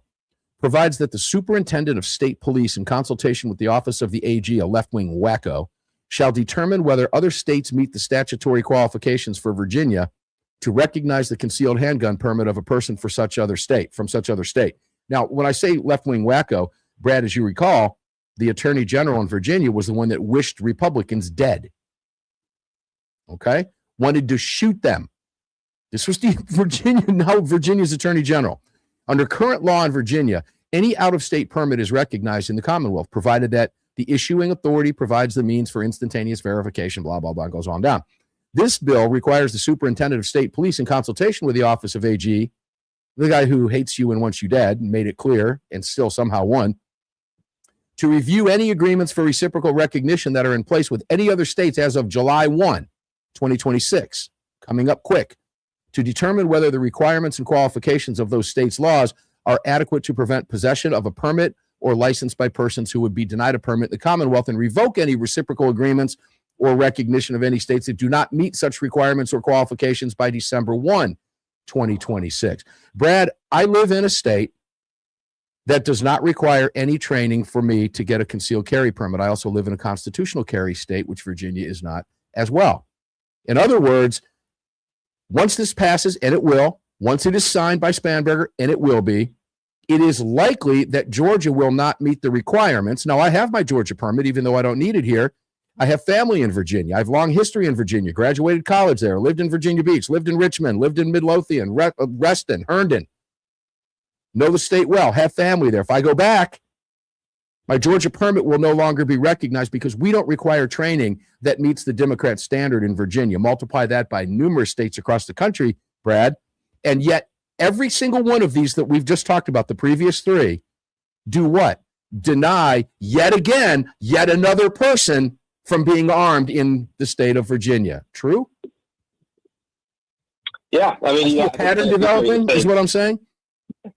Yeah, and I think Tennessee was the same boat as Georgia. I mean, we have constitutional carry here. I also maintain a permit specifically because, I cross state lines at times. I think I haven't really looked into how it works, but I think it'll be a lot easier if it ever comes down to it to actually have a physical permit to show an officer if I ever had to. However, one thing that complicates things for Tennesseans is that we share a border with Virginia. We have Bristol, Tennessee, which is actually on both sides of that border. There's Tennesseans that cross that border every day to go to work and do other things.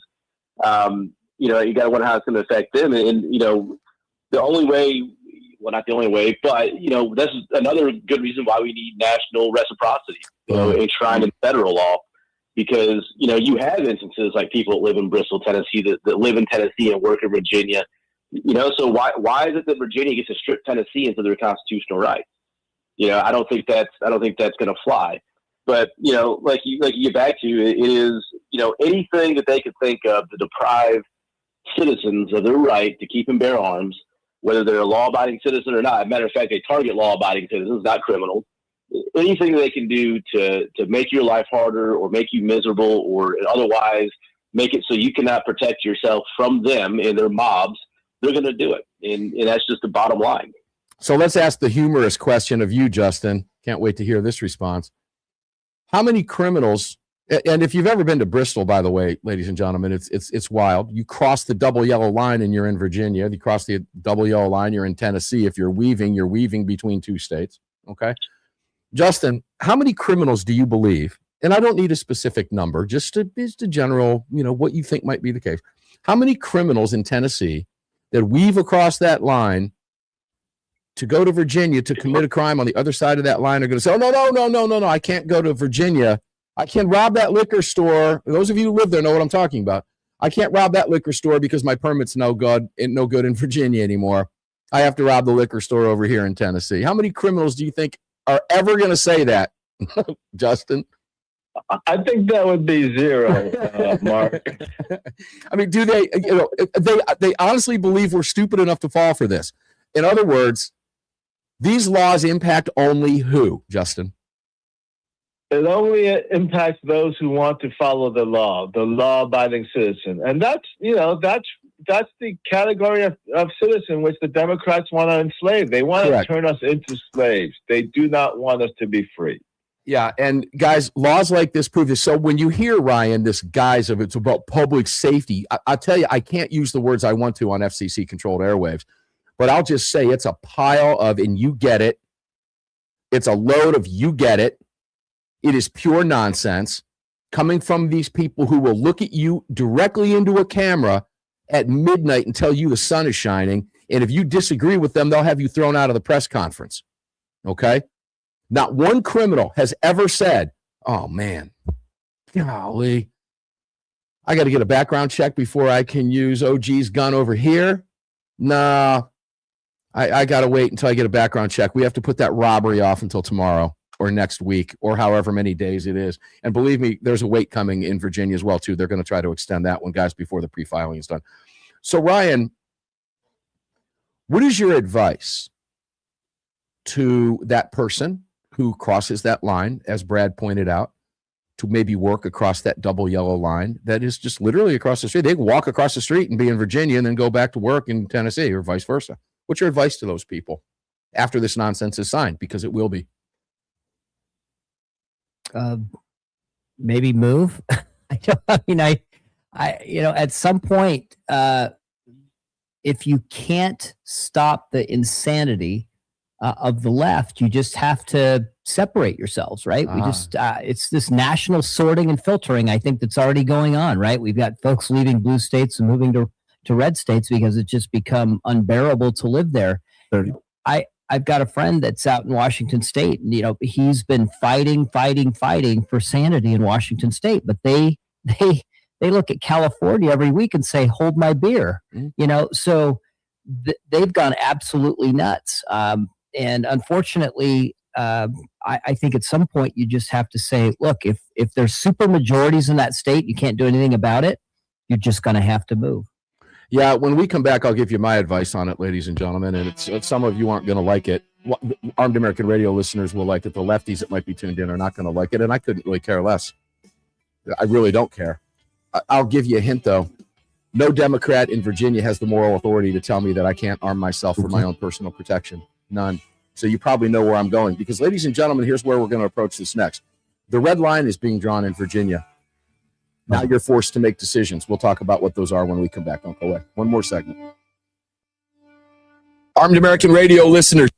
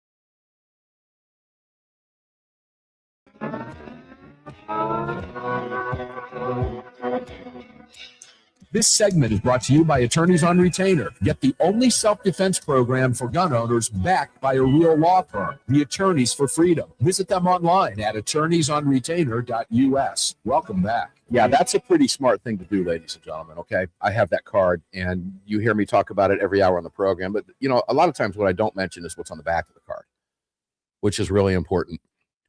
Post self-defense incident instructions. Some of it is not what you think it is. If human life is in danger, 911 should be called immediately.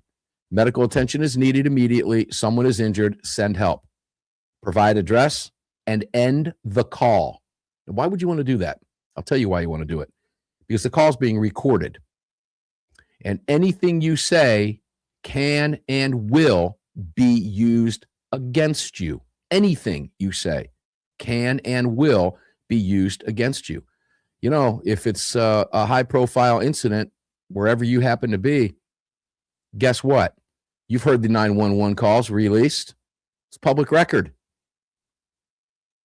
Do exactly what they say here, because remember, that's public, okay? What you say on that call will be used against you. Call the emergency hotline number, which is on the card. Do not make any further statements to the 911 operator, any responding officers, or anyone else. Ask to have your attorney present during any questioning and to privately call your attorney now. Even if there's an investigation, ladies and gentlemen, at which point you are not entitled to an attorney. And guess what? Post-incident, too late to make the call and get this thing in your wallet. So just do it now. No brainer. Get her done. Get her done. Attorneysonretainer.us. Promo code is AAR. Promo code is AAR. Simple stuff. All of our partners are the best at what they do. So please visit them all at armedamericanradio.com. It's how we exist, and we need your support. And if you want to advertise on the program, reach out to me on my website. You'll see the links in there, and we'll get back to you right away.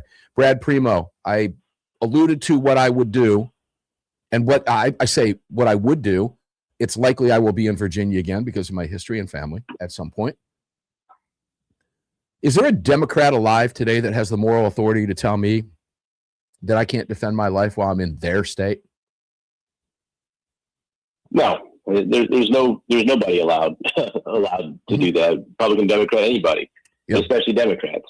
Yeah, and I want to point out, every single one of these things that we're reading to you, ladies and gentlemen, do not apply to government officials, law enforcement. It only applies to you, including the gun bans, everything else. All their assault firearms bans, everything does not apply to them. It only applies to you. So there's a red line drawn in the sand. And I will tell you this right now. I will have a gun on me, period. It's that simple. Now, I don't know what you're going to do. I don't live in Virginia at this point. Haven't, and I never will again, likely. I don't know. Stranger things have happened. You never know. Could. Doubt it. They don't have the authority to tell me that. And many years ago on the program, Justin, and you've been here many years, you've heard me say this over and over and over again for years, Justin. At some point in time, if the Democrats keep this up, good, hardworking, tax-paying American citizens are going to have to be forced to make decisions they'd never thought they'd have to make in America, ever. Well, guess what, guys? Justin, they're pushing that red line in Virginia now. The line is, they've drawn it. Virginia residents, it's up to you to decide what to do. Will you comply or not? I just told you what I would do and what I likely will do in the near future. I'm not going to comply. Justin? Well, we found out that roughly more than $500 billion in a year is being stolen from us by fraud from the federal budget. So, and they want to take our guns. So I think we are pretty much there. I mean, the line's been drawn, Justin, right? Yeah, it's an easy setup. Yeah. There's no question about it. Guys, you have to make this call. It's that simple. I mean, he just laid it out for you. Ryan, the line is drawn. People are going to have to decide what to do. Am I going to turn this gun in because that Democrat doesn't like it? Guys, that's your decision. But we've seen noncompliance hundreds of times across this country. Connecticut tried to do the same thing with registration. Here's the deal, ladies and gentlemen. They don't have the willpower to lock you up. They don't. They don't have anywhere to put you. You have to decide. When you say, Ryan, it's time the people say they've had enough, what are they going to do? Try to vote their way out of it again? We got to wait and vote a new law before I can carry this gun again that I've been carrying, and now this Democrat doesn't like it, and that Democrat signed it? Ladies and gentlemen, it's decision time. It's that simple. It is flat out decision time, Ryan. I think, at least in the case of Virginia, we need to see another group. I don't want to say storm the Capitol. That tends to have a negative connotation. Well, that's coming up. That rally is coming up, and they had close to 50,000 or 60,000 people in the last one. I believe this one might be bigger. If it's not, that just shows me that some folks have just given up. And I don't want to believe that about Virginia because they've got one of the best states' rights groups in VCDL ever. Most other groups have been patterned after VCDL over all these years. Yeah. I mean, my message to Virginia gun owners, it couldn't be more clear. You need to join these local groups. You need to fund these local groups in ways that you haven't funded them before, because you are now at, as Justin said very well, this is an existential crisis for gun owners. It's critical mass, human beings in Virginia. So if you've got an extra 20 laying around, there are some great groups like Virginia CDL, like you just mentioned, Mark. They need your funding. They need your help. If you can't be there, you can help fund those that can be there. Yeah, guys, Gun Owners of America, based in Virginia. Okay. Right? National Rifle Association, based in Virginia. These organizations are fighting for you. And I'm going to tell you right now, Second Amendment Foundation, after what's going on, and we got over 15 or 16 active cases, Brad, right now, as you know, at Second Amendment Foundation, just against the state of California. I have a feeling that Second Amendment Foundation could probably set up shop in Virginia coming up, because the lawsuits are going to be flying, brother. Yeah, they're going to have to be. I mean, the other things they have is, if you remember back, 5-6 years ago, a lot of the sheriffs were coming out in Virginia saying they weren't going to enforce, any extra firearms laws. I'd like to know where those sheriffs, if they're still in office, and where they still stand. So if you live in Virginia, you may want to call your sheriff and find out what he thinks about all this, because at the end of the day, that when road meets the road, it's going to be those guys that are going to be enforcing these laws, or tasked with enforcing these laws. And the sheriff is a constitutional office. They do have the ability to decide what they're going to do and what they're not going to do, independent of what the legislature says. So, get on the phone and talk to them, find out where their head's at, and then act accordingly. Yeah, guys. At the end of the day, go ahead. I'm sorry. No, go ahead. At the end of the day, y'all got to make a decision. When it comes to protecting yourself, I will say concealed means concealed. People can't see it; they don't know you have it. Let's leave it at that. There you go, winking on camera for you guys, but you already know that. Justin, the Second Amendment sanctuary movement in Virginia, where it really started, is what Brad was referring to. And we watched it go on and had those conversations. It was remarkable. About 99% of the counties in the state of Virginia, 97 to 98% of the counties in Virginia said, no, get off my lawn. We're not going to enforce the gun laws. I think that's going to happen again. I hope I'm right about that. If it's not, it means too many people are complacent. And what happens when people get complacent? Your family knows that history. Real quick, close us out. The commies take over, and then they put you in camp. End of discussion. And you know that because your father survived one, barely.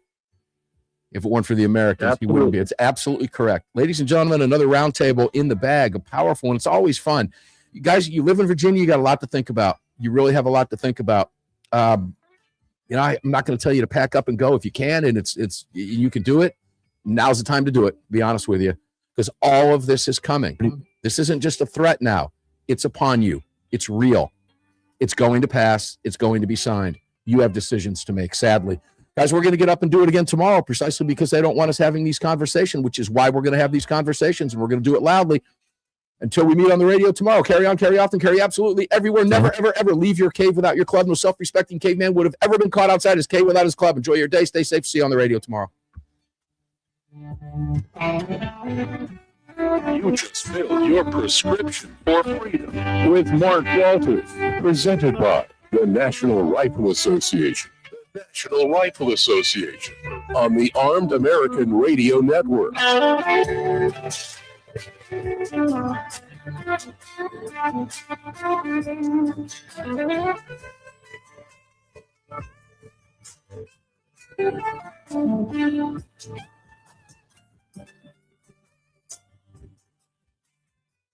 All right, guys, thanks for being here today. And I appreciate all the comments we've gotten about the video and all. It's a lot of work is going into that. So thank you for that. It's enjoyable. It's fun. It took a while, right? But we have connection issues that guys, YouTubers don't normally have, because we deal with equipment here that goes into the network into Dallas, Texas for all of the radio station affiliates across the country. So our audio setups are a little bit different, but it looks like we took care of the video thing for the most part, went pretty much without maybe just one little glitch, but that's fixable. We'll make sure that doesn't happen again, or do the level best. I'm sure we will, just how fast we're able to get it done. But when the camera went a little bit blurry, but other than that, man, really good stuff. And I appreciate you being here. Thank you. 2,300, 2,400, 4,000, whatever. I think 7,000 people out there. There's a lot that are tuned in right now. We appreciate it very much. Guys, I'm going to ask you please to support our sponsors, okay? And if you are an advertiser and you want to talk with us, we do have a couple slots open. Reach out to me at armedamericanradio.com. You'll see it on the page. I'll be more than happy to get back with you, and we'll make a hell of a deal for you and get you on Armed American Radio so you can join the rest of the crew. Guys, we've got to stick together right now. We absolutely have to. It's not getting any better. The federal government's not coming after us, but we have got to start advancing our rights, and the Democrats are coming at us hard, hard, hard. Not all of us live in a safe red state. Millions of us do not. And the only way we defeat it is by sticking together and supporting one another. It's critical. Please join the NRA. Find an attorney on retainer at Armed American Radio at the website. Visit our partners, buy something from them, and support these organizations. You don't have to spend a lot of money. $35 for 1 year membership at NRA. Come on, man. It's couch change. Make it happen, okay? Guys, I love you. Enjoy your day. Stay safe. I'll see you on the radio tomorrow, 4 p.m. Eastern. We'll be right back here on X and all of our other platforms live, and on radio, about 85 radio stations around the nation. Until then, have a great night. Stay safe. We'll see you on the radio. Thanks for being here.